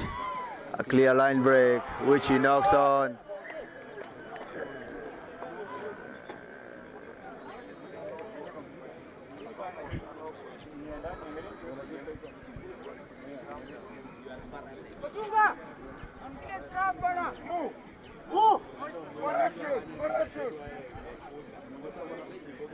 Mandinka on the red zone area. Ball is out. Mandinka goes to the blind side. A step back in. Another step towards the inside. And a pass which was forward.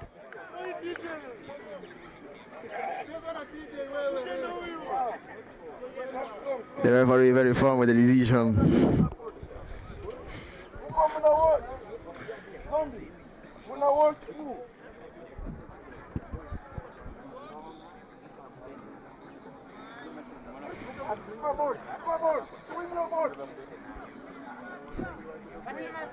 Ballet School. Another around the corner. Another one, which is well taken to the ground. Knock on the breakdown area. Mandinka has been very, very successful in each and every contest they are contesting against Ballet School.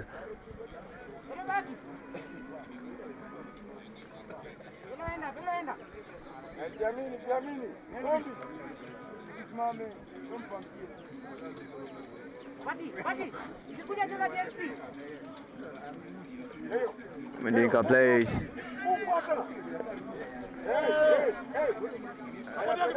And there was a clear contest there. And well, he held the ball on the ground. A quick tap.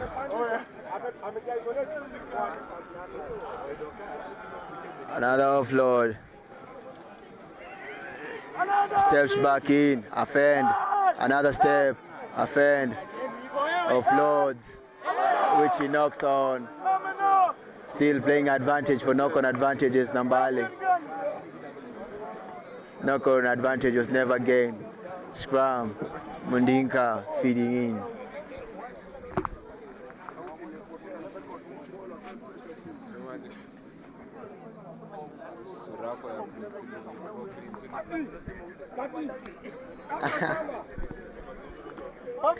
Mundinka feeding in on the red zone area, which is very, very contestable. The knock-on advantage was never gained.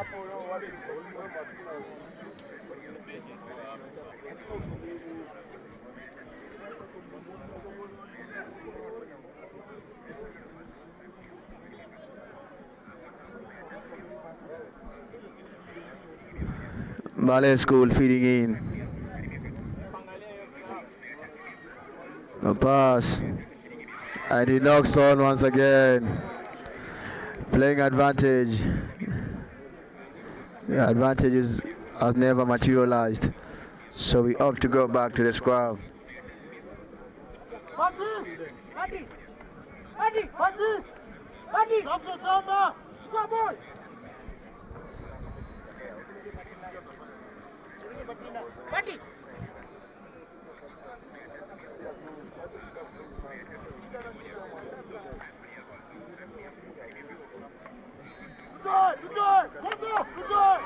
And now it's a foot race. The kick is well taken.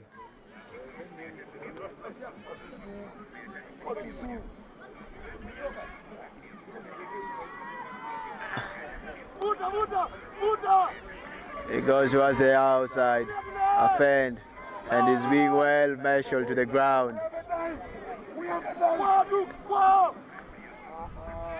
It goes back in for a contact. There was never a clear release before. He never got the mark. That's the referee's call. They have to go to the conversion for a 3-point attempt.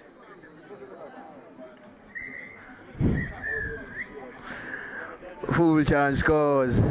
Ballet School 10, Mundinka 7.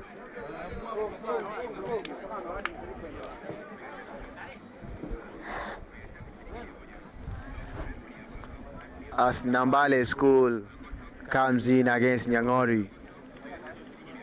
It's a Busia County, Kakamega County affair in this Western Region Rugby 7 2026.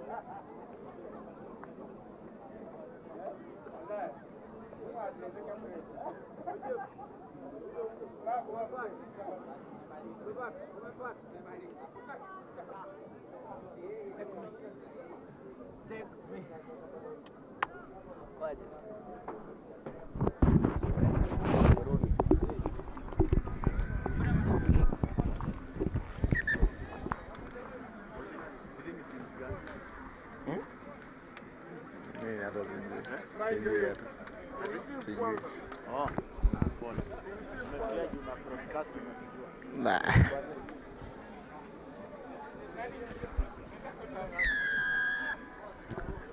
Nyang'ori kicks it on. Nambale receiving.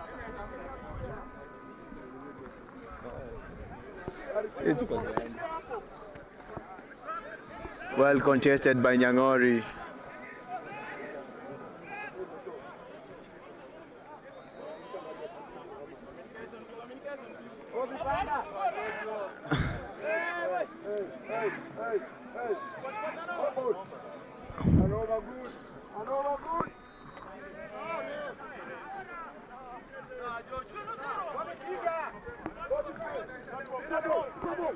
Well taken to the ground.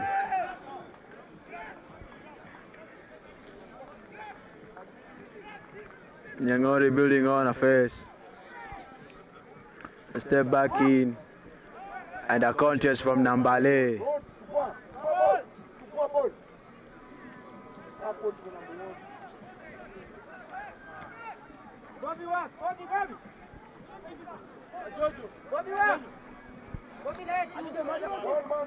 Switch, runs back in. Another face incoming from Nyang'ori. Goes back in, which he knocks it on.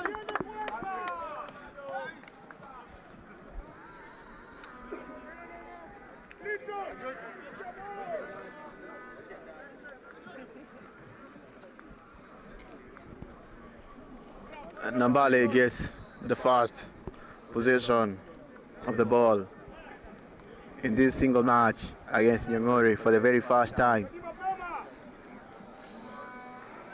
Nyang'ori defending the possession, which ends to a maul. Maul still moving. The ball is never available. So it's another scrum down. Nyang'ori balls.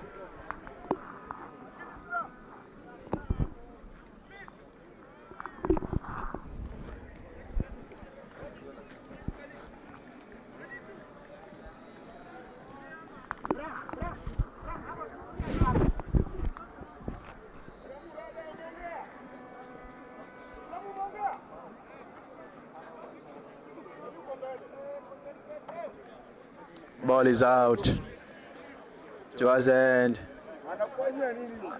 A very powerful contact.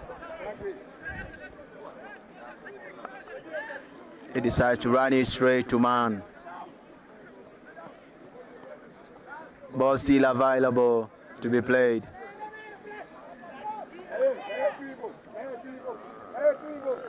And there's a high tackle advantage. Is Nyang'ori playing? They decide to swing it wide.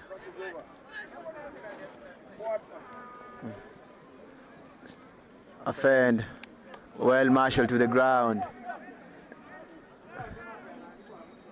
Another pass, another face. He decides what next, and the pass is a 2v1 situation. 2v1. A clear line break. Goes straight to man. Contact.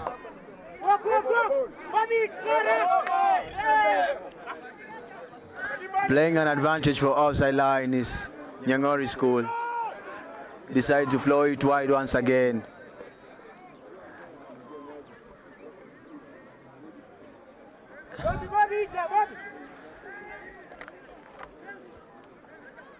Nyang'ori is patiently building on the face. Steps back in. He decided a kick and chase. Try time, Nyang'ori School 5, Nambale 0.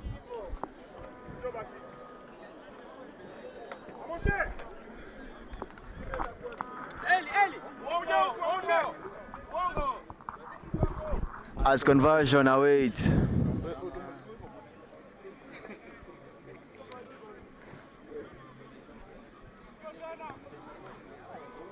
Conversion goes wide. Current scores: Nyang'ori School 5, Nambale High School 0.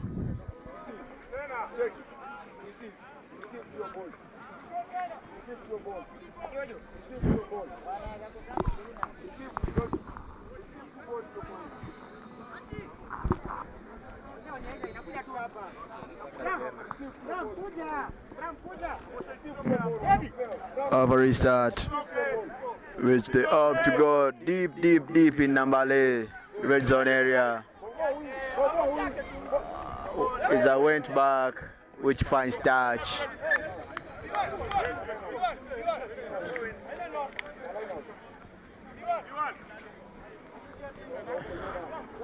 Remember, as the third round continues of these boys category regionals games, we'd love to appreciate our sponsors, ScrummageAfrica.tv, Air Sports, and lastly, Zabab Studios.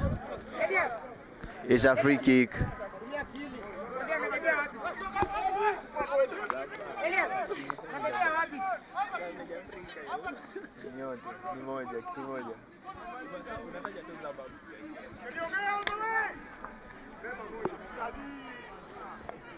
Towards the end, running, well taken to the ground. Playing an advantage for offside is Nambale School. Advantage was clearly not gained for the side entry taken before by the center referee. A quick tap. He decides to go, run it straight to a man. That's a strategy. Play. The referee allowing a clear contest on the ground there once again. Slowly building on the faces. Cuts back in. Nyang'ori.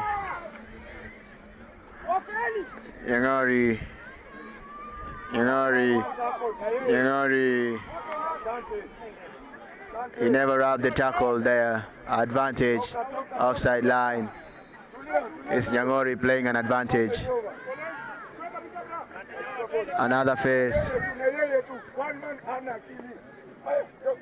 A very powerful contact there from Nyang'ori School. Still building. First number 5. He goes back in. Still powerful. An offload. Still the referee playing. Allowing fair contest on the ground once again is the referee. Nambale School playing. A perfect tackle. Another tackle.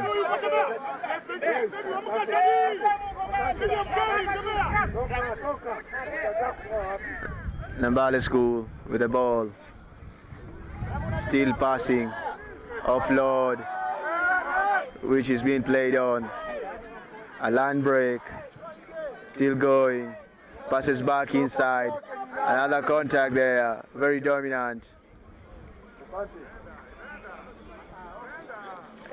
Still playing. The referee allowing fair contest on the ground once again. He decides to kick and chase. And it's a foot race now once again. Nambale recovers, which is well defended once again. With Nyang'ori. Knock on, which marks the end of first half. Nyang'ori School.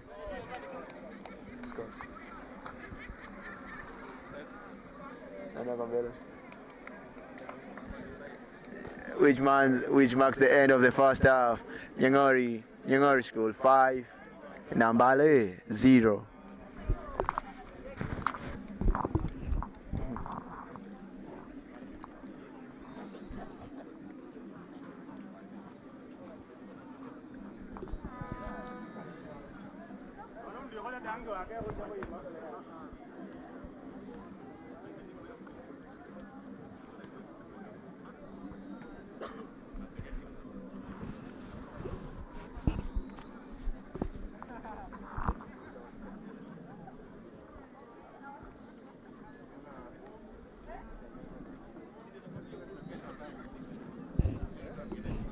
As we wait for the second half, Senede Sharks will be taking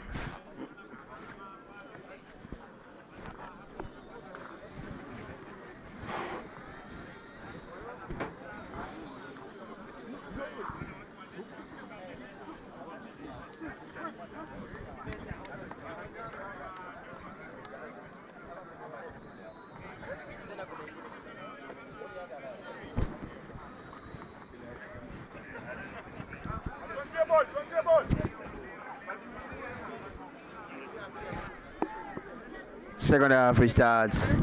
Nambale kicking to Nyang'ori School.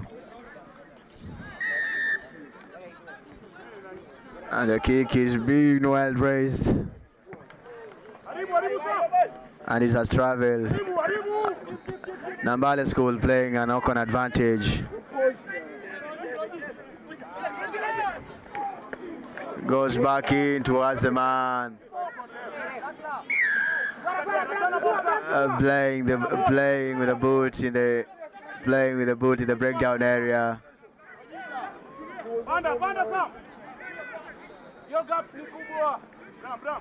And decided to run it over. Knock-on advantage is Nambale playing.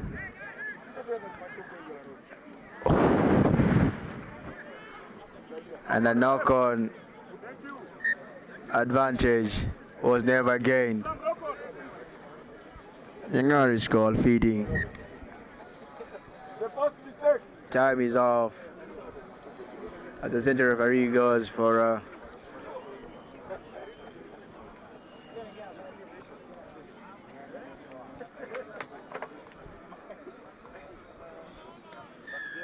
time back on. It seems like there's not going to be a knock-on. There was clearly a lead with the elbow towards the contact area, which is a foul. Nyang'ori School opt to go for a line out there earlier in this second half.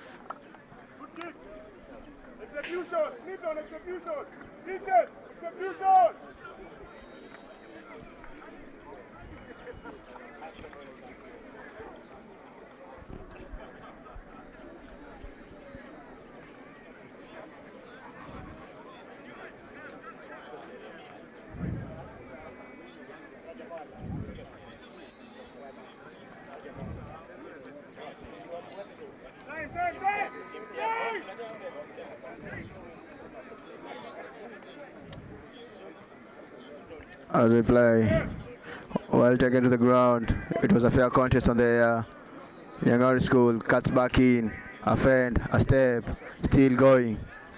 Is Nyang'ori. A wild floating pass which finds advantage. Playing the 9 is the call. He runs into straight. Try time Nyang'ori School. 10, Nambale 0.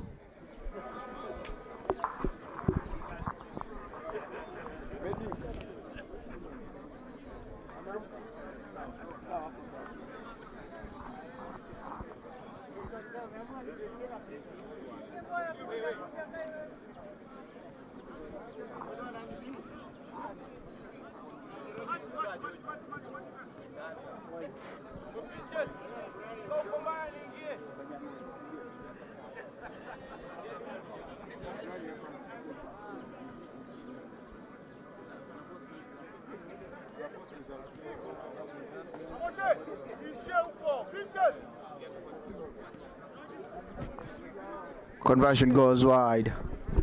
Nyang'ori School 10, Nambale School 0.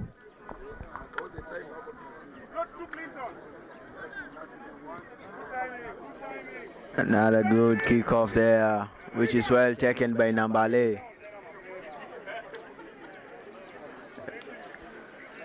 Is being marshaled to the ground there towards the touch. Nyang'ori School throws in for that line out. Confidence, Vincent! Confidence!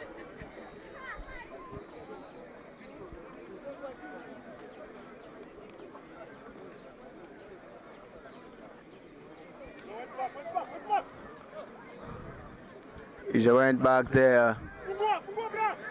Ball still available to be played by Nyang'ori. Another face building. A knock-on advantage which is kicked by Nambale. The ref says no, the advantage was never gained for that knock-on. We go for that scrum once again. Nambale feeding in.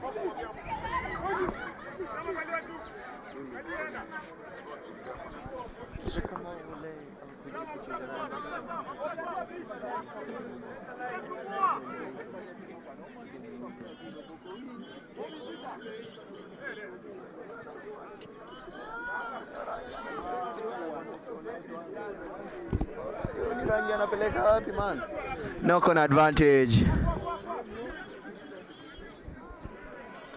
Advantage is over as the foot race. Nambale succumbs. Try time, Nyang'ori School. Nyang'ori 15. Nambale 0. Conversion successful, courtesy of Nyang'ori School. Score 17 to Nyang'ori. Nambale 0.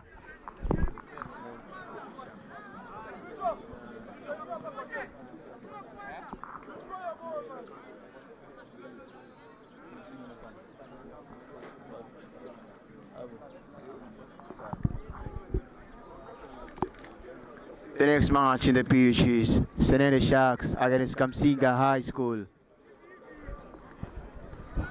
As Nyang'ori kicks it on. What next? He plays. Offend.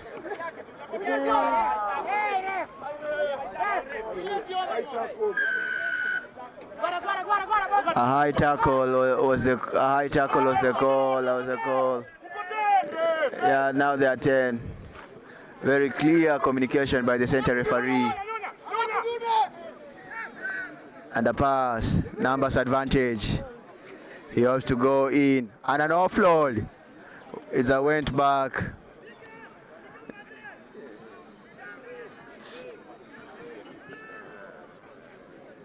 Nyang'ori is still contesting in each and every breakdown they get an opportunity to. Still contesting is Nyang'ori.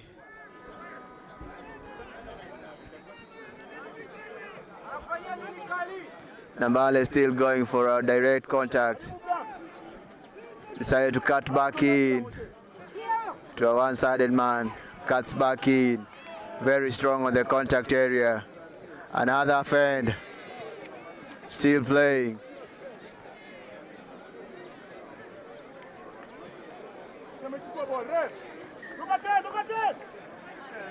Clearly, he was playing in the rack there.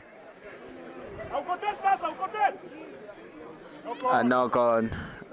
Still playing and still playing. It looked like a knock on. And there's a knock on Nambale, which marks the end of the match. Nyang'ori School 17, Nambale 0.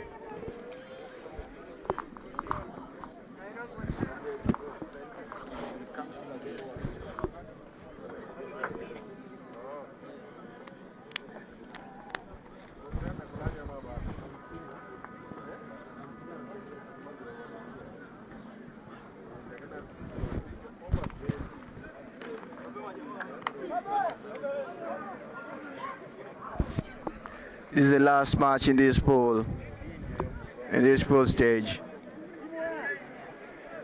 Senede Sharks against the Kamsinga High School.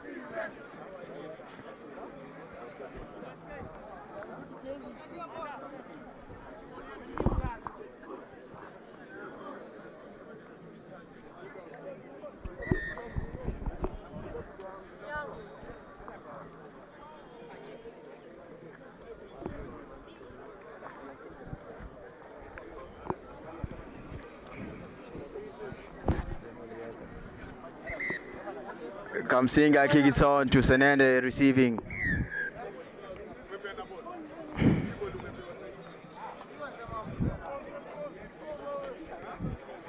And the kick is very deep and high, which is well taken by Senende Sharks. Still playing Senende, patiently building on a phase to come. Cuts back in, being well marshaled to the ground.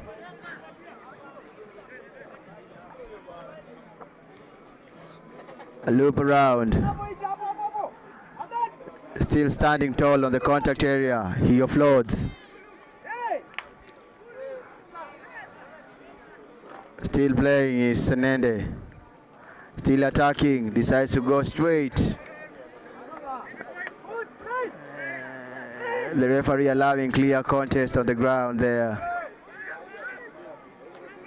Still playing. As I went back. Goes back into contact there. Still playing. Is FSK.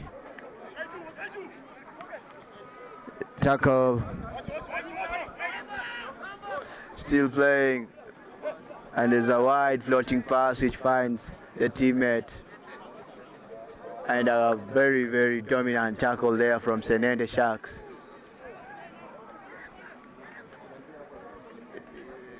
Still Kamsinga with the ball, still attacking.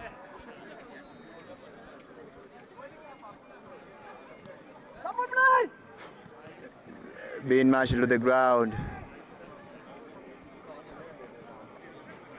So they have to go back there. Still playing. Cuts back in, offend. The ball still available to be played. Still playing is Kamsinga. A dummy. Then he passes it back. Another dummy.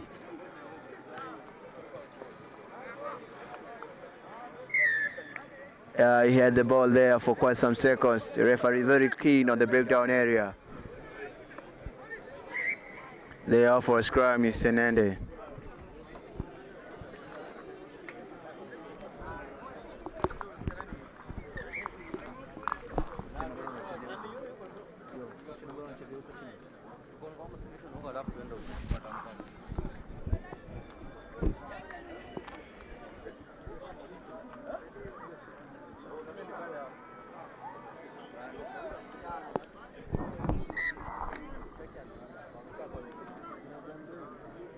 Ona ni theater pale. Yo. Kabaka. Enda ni theater pale. Ministry camp. Yule anaenda. Sasa hivi wanaweza niacha man. Knock on advantage. The advantage was never gained. First school Kamsinga feeding in.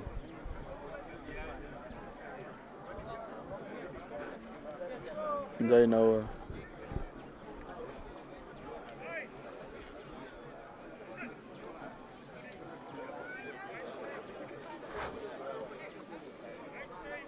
Kamsinga feeds, playing on the other side. And not a forward pass.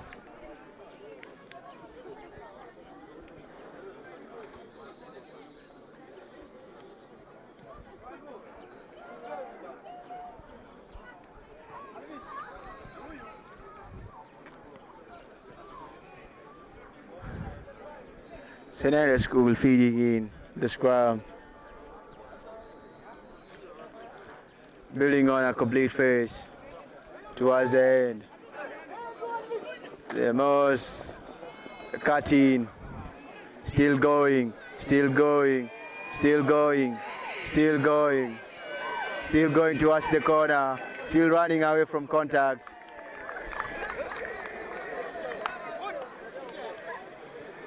Which doesn't materialize to be a try.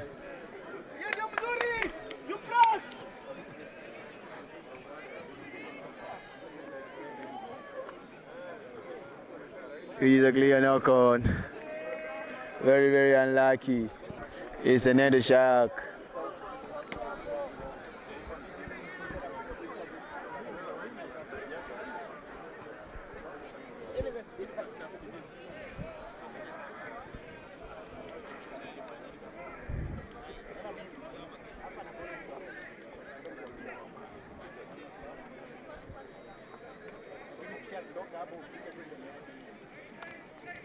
Ball is out. He decides to kick it.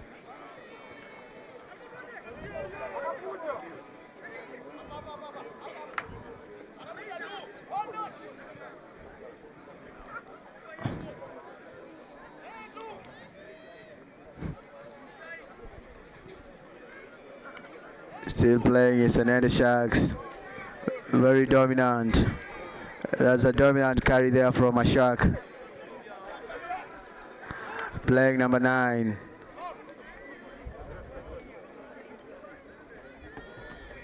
They play a quick tap.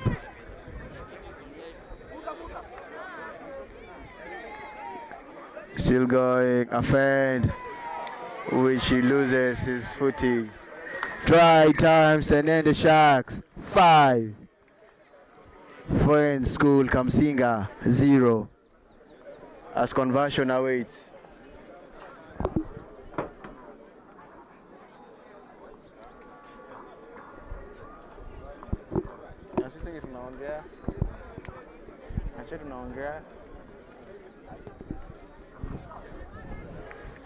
Conversion goes wide. Senene Sharks 5. Friends School Kamsinga 0.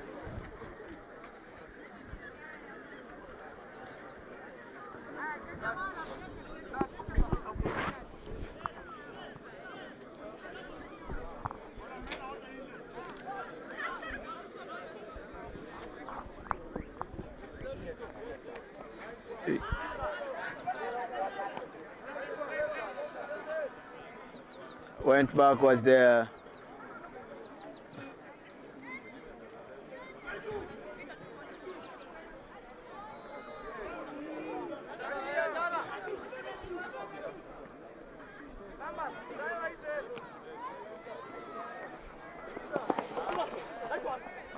An offload. Still building. Is a knock backward.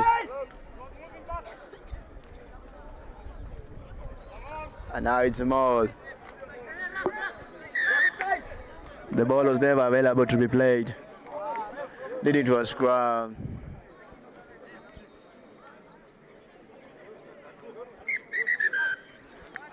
The scrum marks the end of the first half.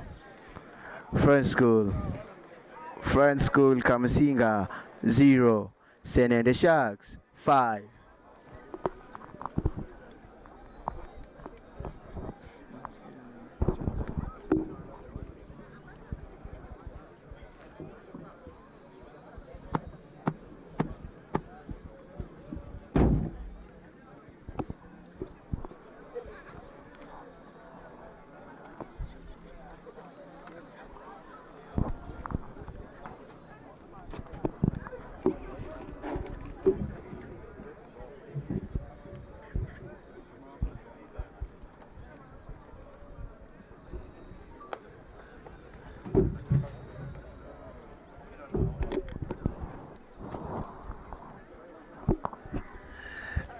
During the halftime break, the next match coming in the pitch is the host, Bungoma High School against Kolanye.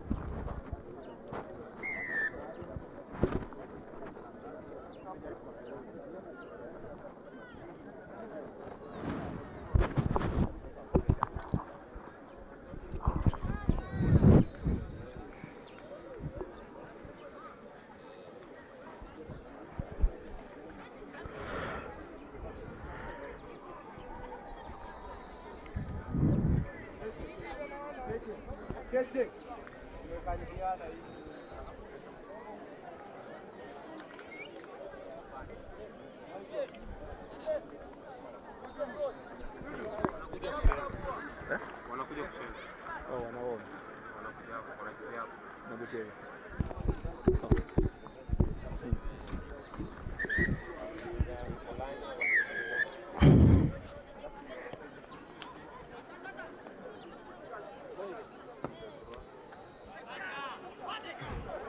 Knock on advantage. The ref said no. It has not traveled 10 before.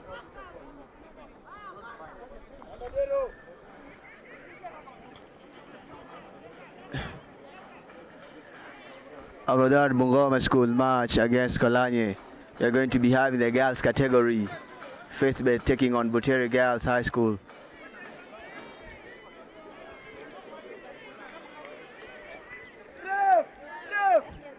I went back there.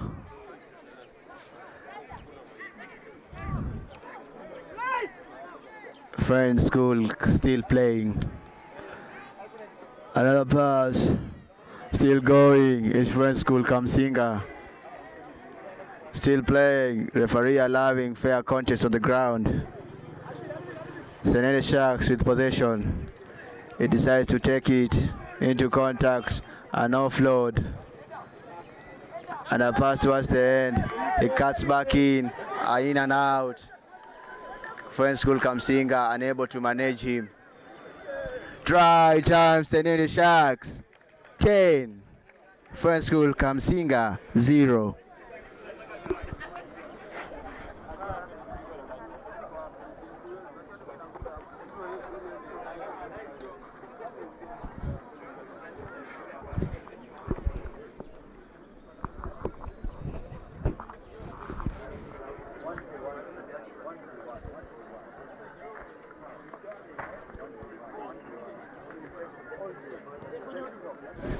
Conversion attempt is wide. Senene Sharks 10. Friends School Kamsinga 0.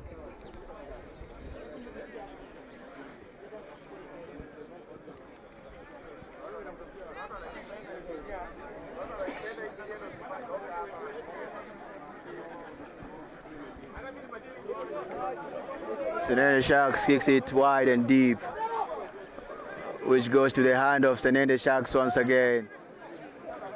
Senene Sharks building. Still building. What next? A kick and chase. A lucky bounce, which lands to Kamsinga. It was a knock-on before as the referee blasts his whistle.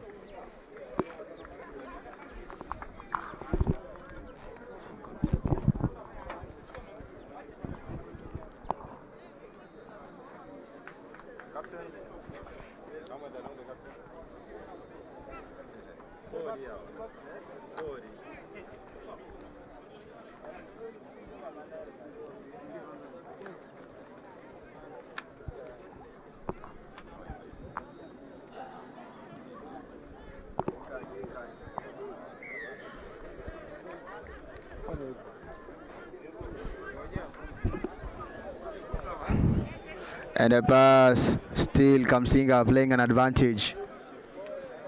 And a clear carry there, very dominant carry from Friends School Kamsinga, still playing. And a pass, and a step, a back in, and he runs straight to contact, being well marched to the ground.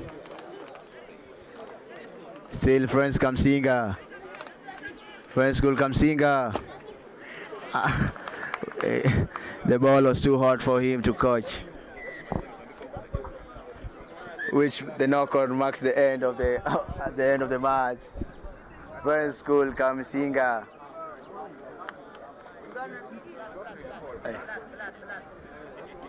It's a blood bean. Friends School Kamsinga 0. Senene Sharks 17.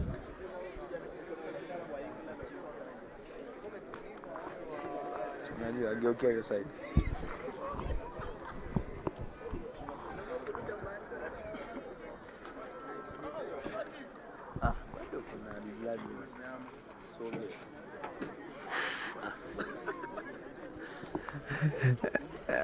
the host, Bungoma High School, against Kolanya in the next upcoming match. A team led by Bara Muhonyi.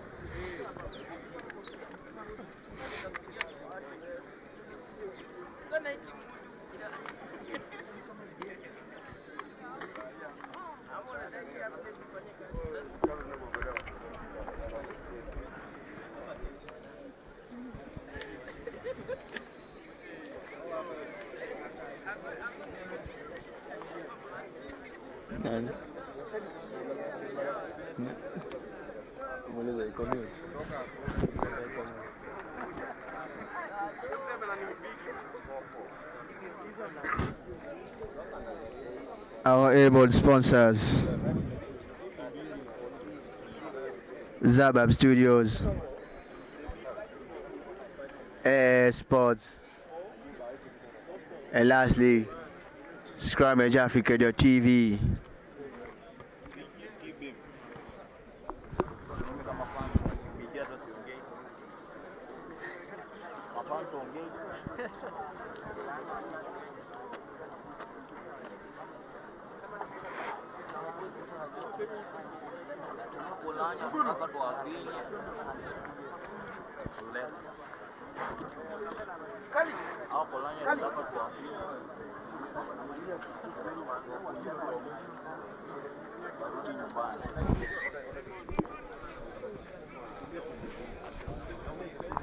As we restart the match,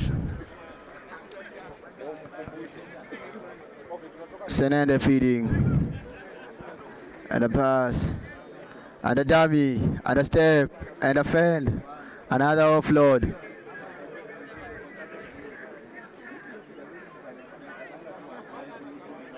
Patiently, Senende is, as there's a missed pass. He loses his feet, and the referee plays and the referee blasts his whistle for playing on the ground. It's a call. Very nice goal, Kamsinga. First goal, Kamsinga with the ball, still playing, still undecisive. Is a knockback, still playing, still playing.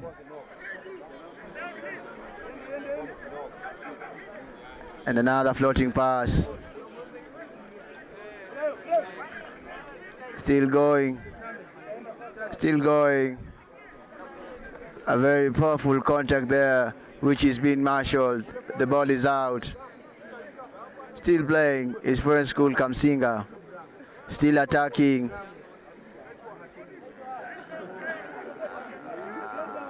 And the ball is wide ripped off. And the biggest man in the pitch isolated the play. Referee allowing a clear contest on the ground once again, avoiding penalties. First school, Kamsinga, and a wide inaccurate pass, and a run-in for a switch, a powerful contact, and there was a lead with an elbow there.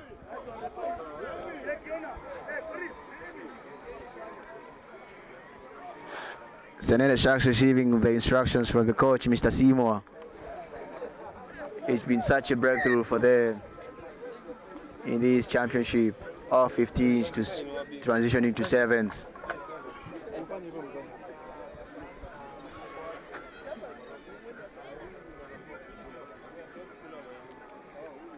Remember, tomorrow is the last day of these regionals in Western Region, where we'll be having quarterfinals, semi-finals, and lastly the final.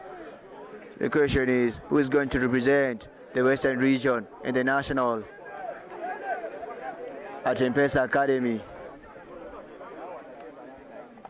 Try time, Senede Sharks 22. First School Kamsinga 0.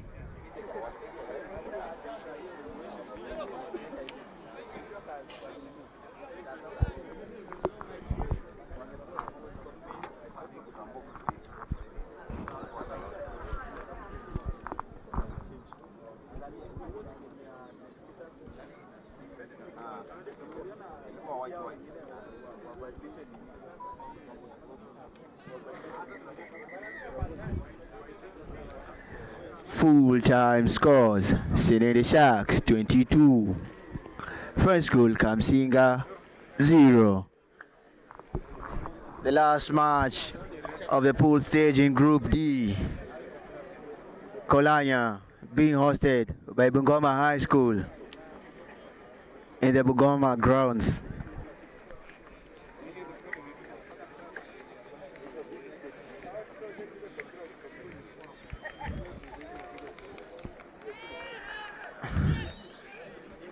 Remember, after this match, the girls category is coming in. The newest member in rugby competitions, faced by the Academy against Butere. For the first time, they'll be featuring in the Regionals Championship for Rugby Sevens.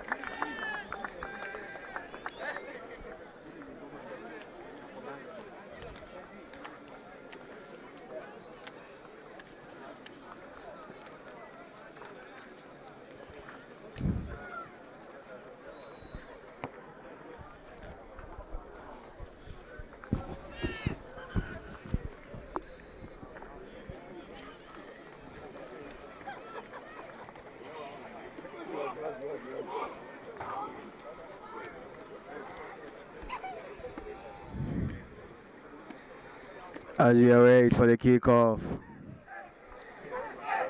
Kolanya kicks on to Bungoma School, receiving.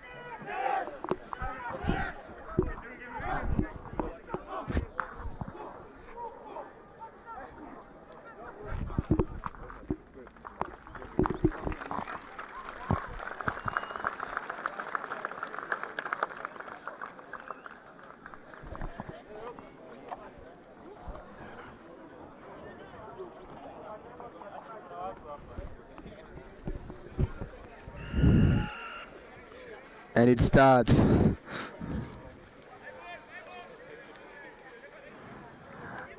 Being well taken on there.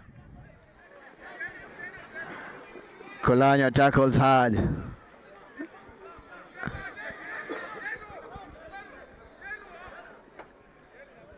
Still in possession, Bungoma School.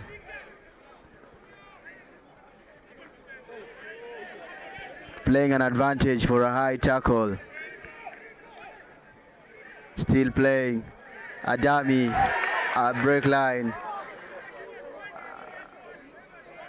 The advantage was never gained. The referee opts to go back for that penalty advantage for the high tackle.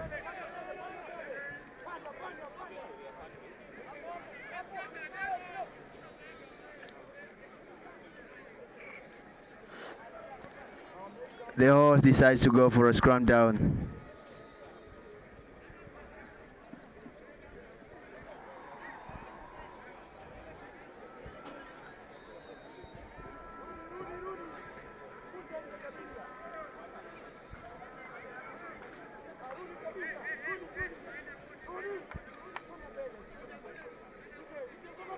Bungoma feeds in. Ball is out. And a pass. Still attacking. And a knock on.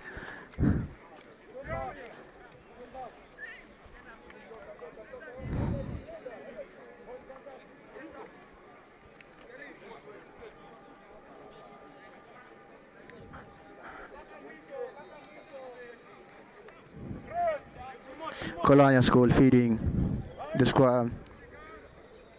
Bungoma School defending.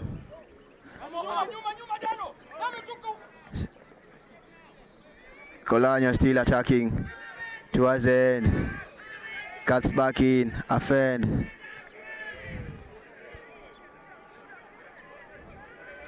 Still playing. Goes back in. A line break. Still going. A fend. Standing tall on contact.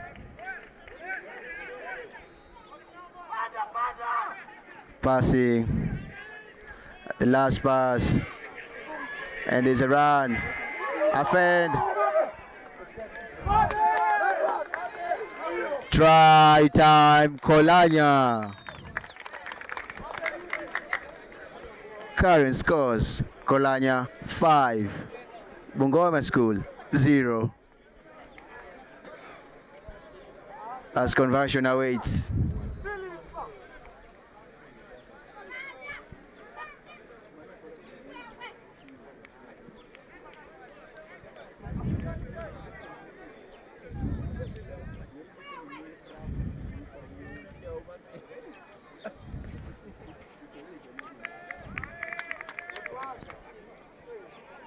Conversion wide. Current scores, Kolanya 5, Bungoma High School 0.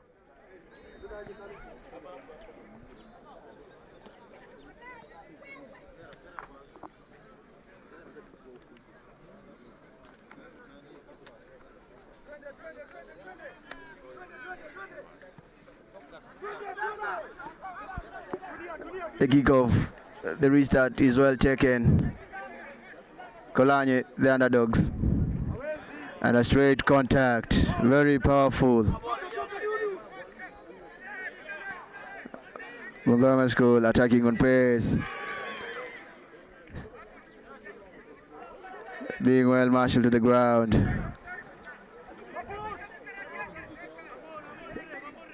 Still playing. Change on direction.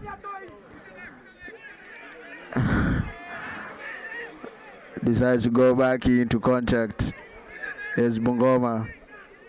Still playing. And it opens up wide in the middle. Try time, Bungoma. Current scores, Bungoma 5, Kolanya 0. Conversion goes successful, courtesy of Bungoma High School. Yeah. Current scores, Bungoma High School 7, Kolanya 5.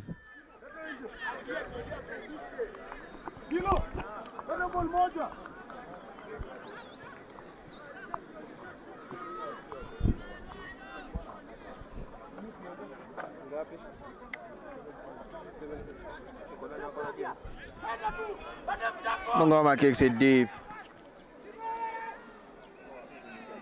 Still free to run. Isa went back. Still playing. Still playing. Still playing. Still playing.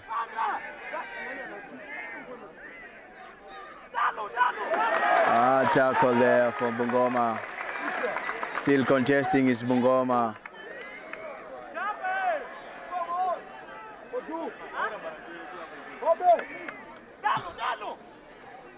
Towards the blind side.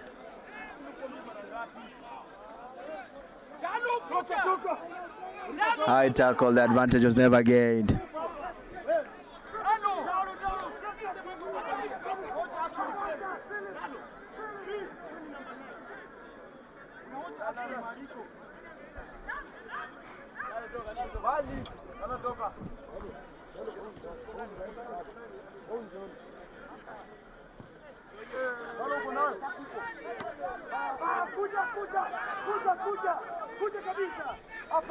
The penalty never finds touch.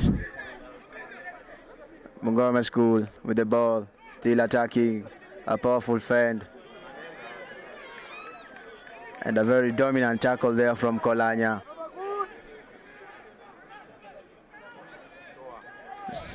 Still playing is Bungoma.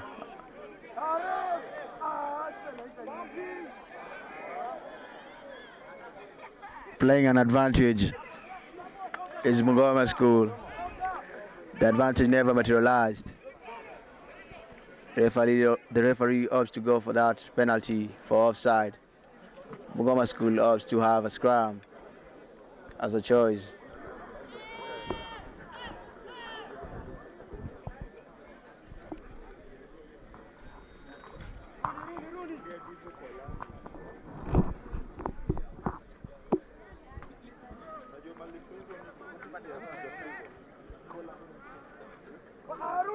Rudi kuja hapa ndio kabisa. Kimbia. Mweke ndani.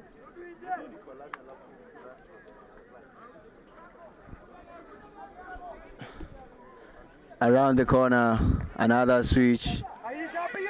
Run straight to contact.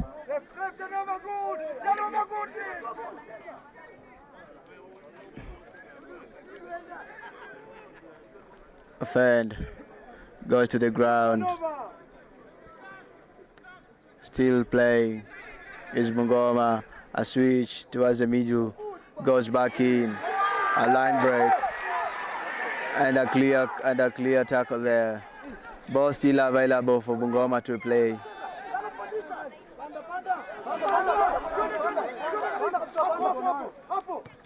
And a kick and chase. Still chasing is Bungoma. And a wide step. What next? Is a went back. Decide to open the field. End of first half. Kolanya 5. Bungoma School 7.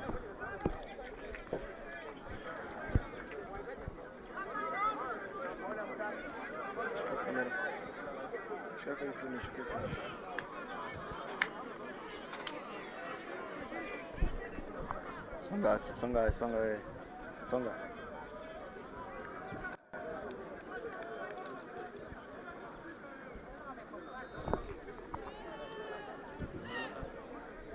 Kulikuwa na vita huko.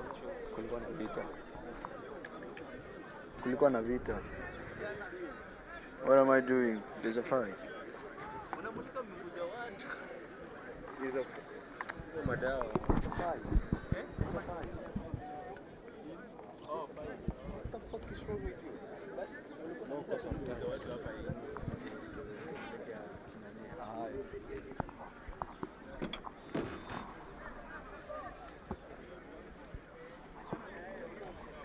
Director.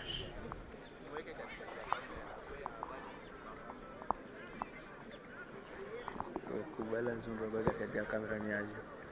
Mweka balance ya screen, akuwe katikati. Najua mwenye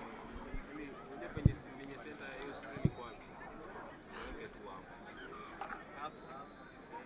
Unajua kulikuwa na kutilika. Okay, za. Rudi hapa juu. A very exciting second half coming in.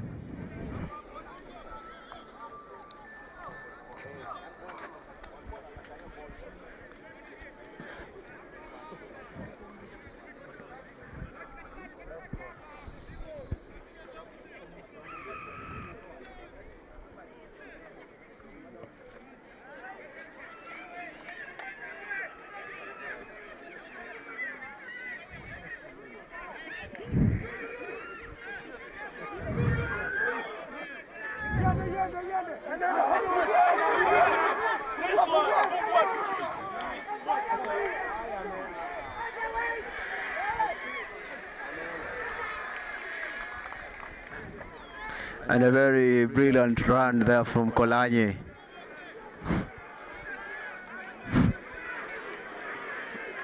Just once now they had to release, the knee was on the ground.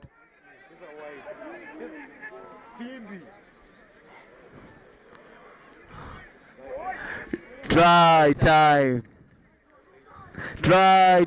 Kolanya 10, Bungoma School 7.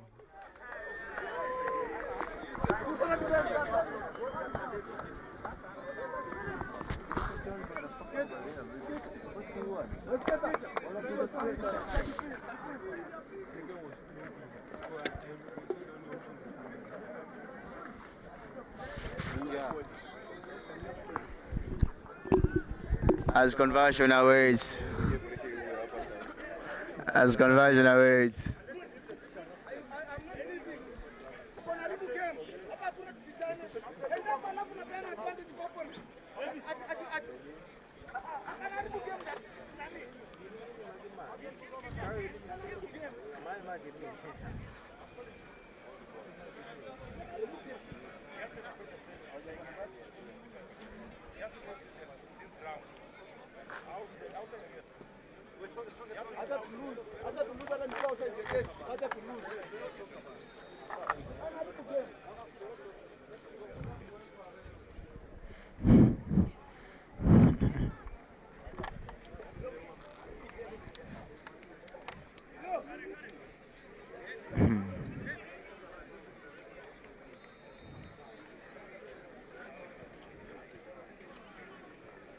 As you wait for the conversion. No, it was a try. As you wait for the conversion.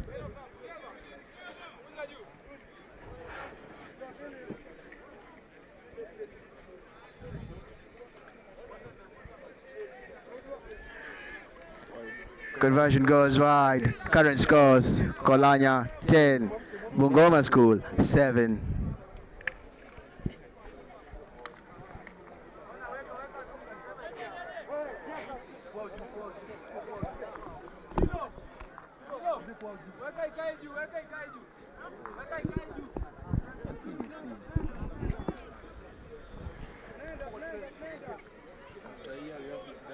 Yeah, girls category. After this exciting second half, we're going to be having first bed against Butere in the girls category.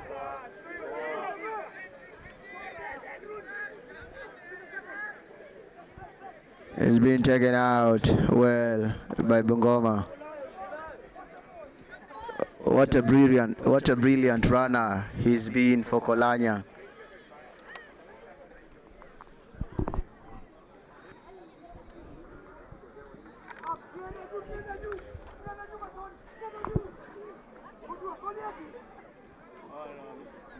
As I went back.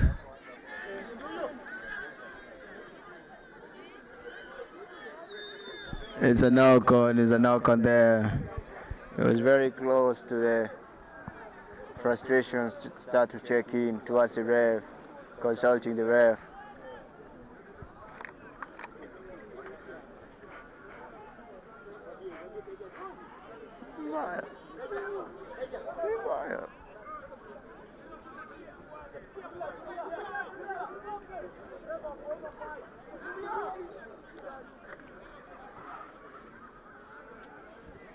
Ball is out. It's an Alcon advantage. The advantage was never gained. The ball was never live.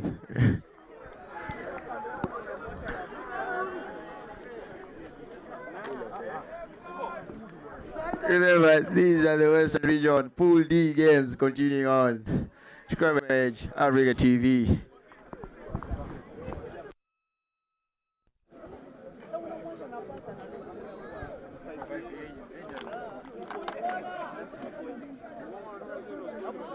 What will Kolanya do? And a floating pass.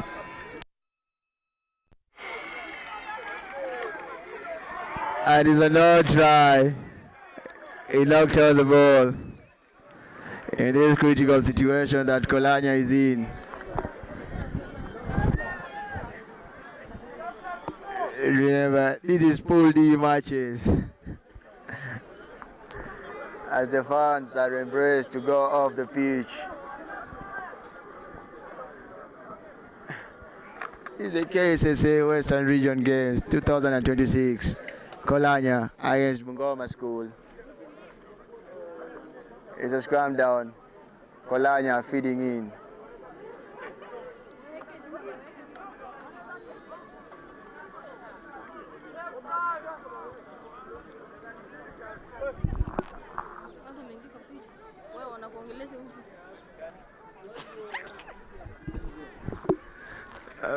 Bungoma School on their red zone area. It's been still closer to the try box.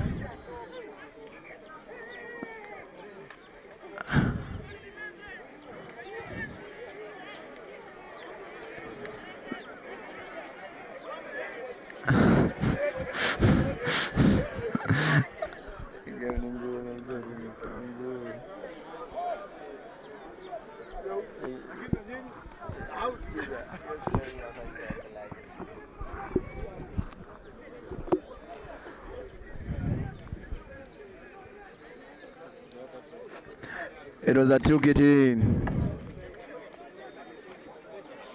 Hey.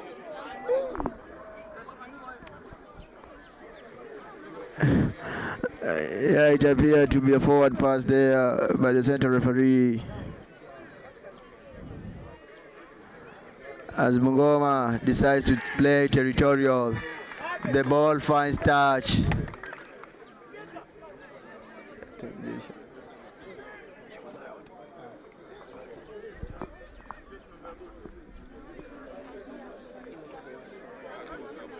The ball runs into touch. Kolanya throws in for that line out.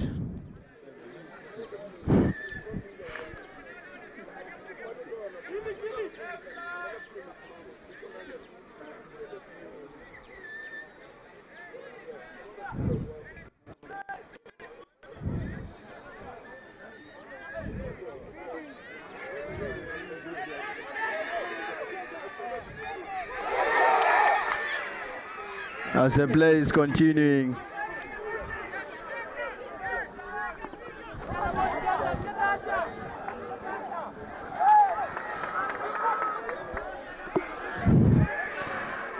Thank you very much, Kolanya, for the entertainment best. The focus is one clear, one opportunity.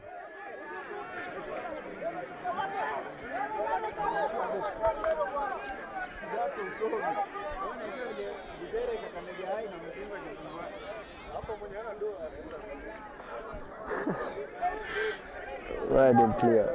Wide and clear.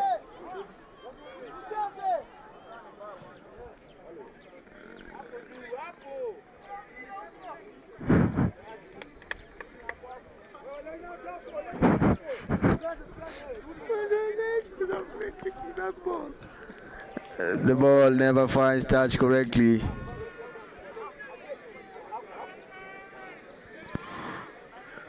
So is Bungoma feeding in, throwing him the line out.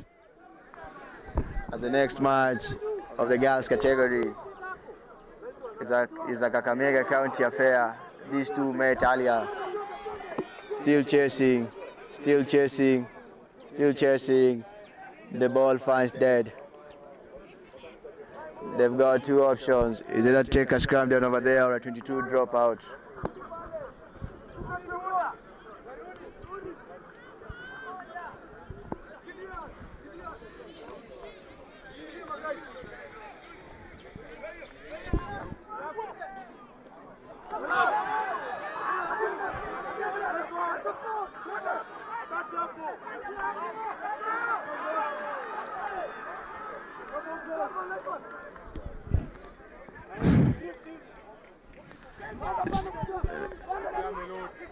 A tackle.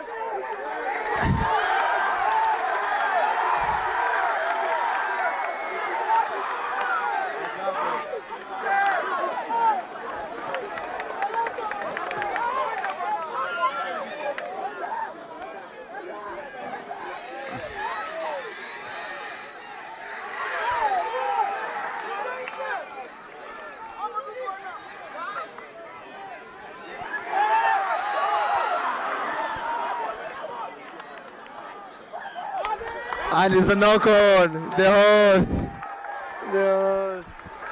And it's a knock on.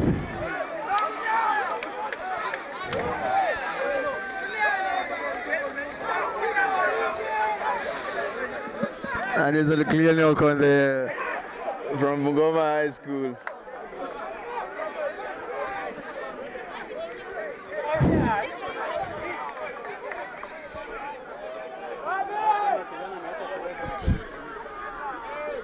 Acha mchezo.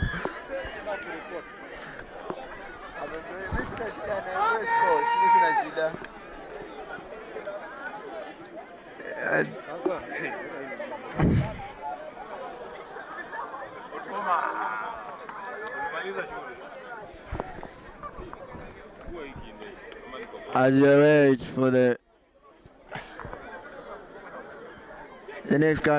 next incoming match is a girls category, a Kakamega County affair. First Beth Academy against Butere Girls High School. these two met earlier in the championship. Tufungie hapa. Kwa kesho nimesikia wanaleta mattress tufunge huko.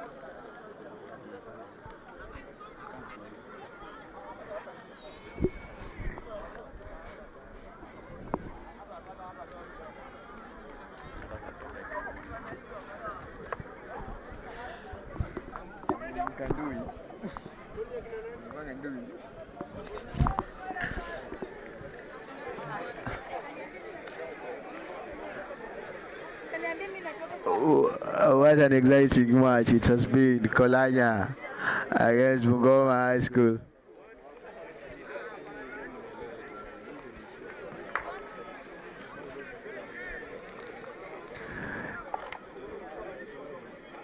As we await the medical team to assess the player in the field.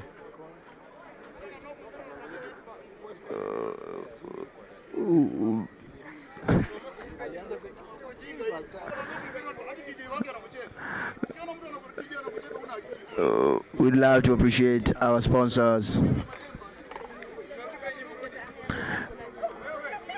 Scrimmage Africa TV, Zabab Studios,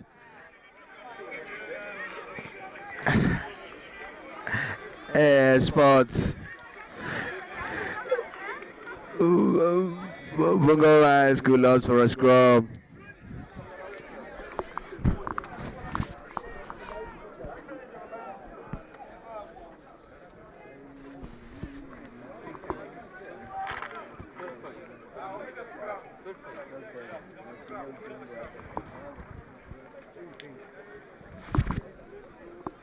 Yeah, 10-7.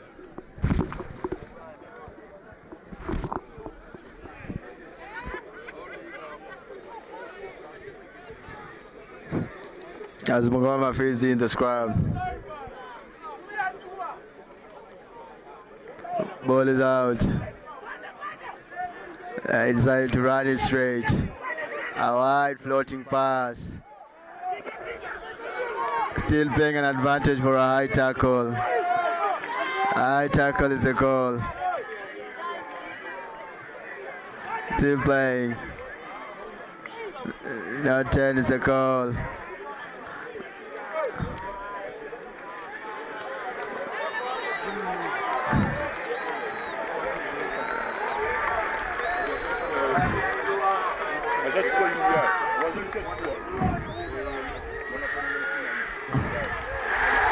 Try time, Bungoma High School. Bungoma High School, 12. Kolanya, 10. As we are waiting for the conversion, the fans right to the pitch.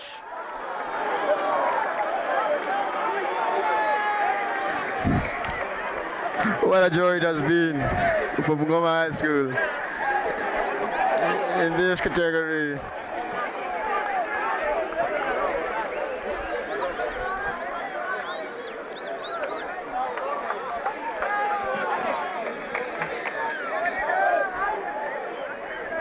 As the conversion awaits.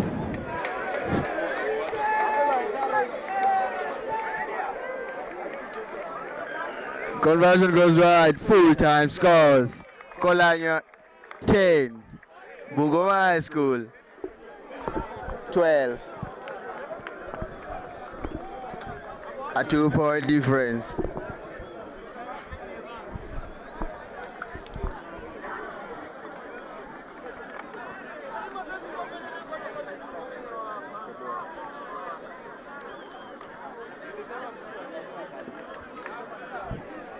What a run it's been for Kolanya in these regional best games.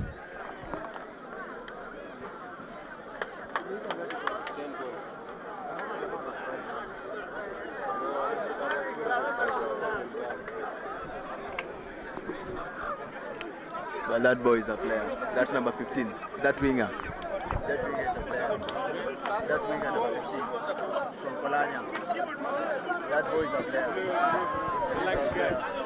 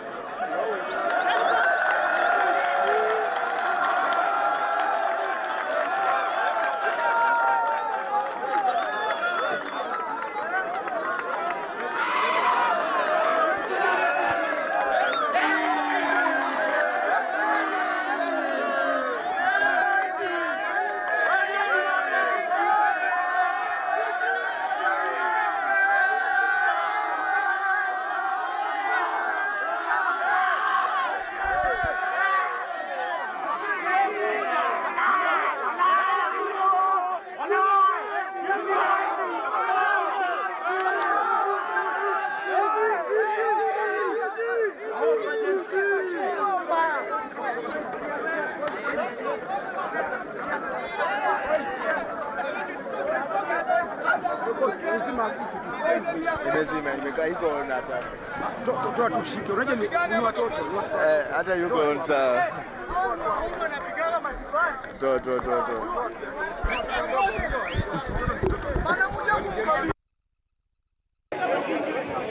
Kata.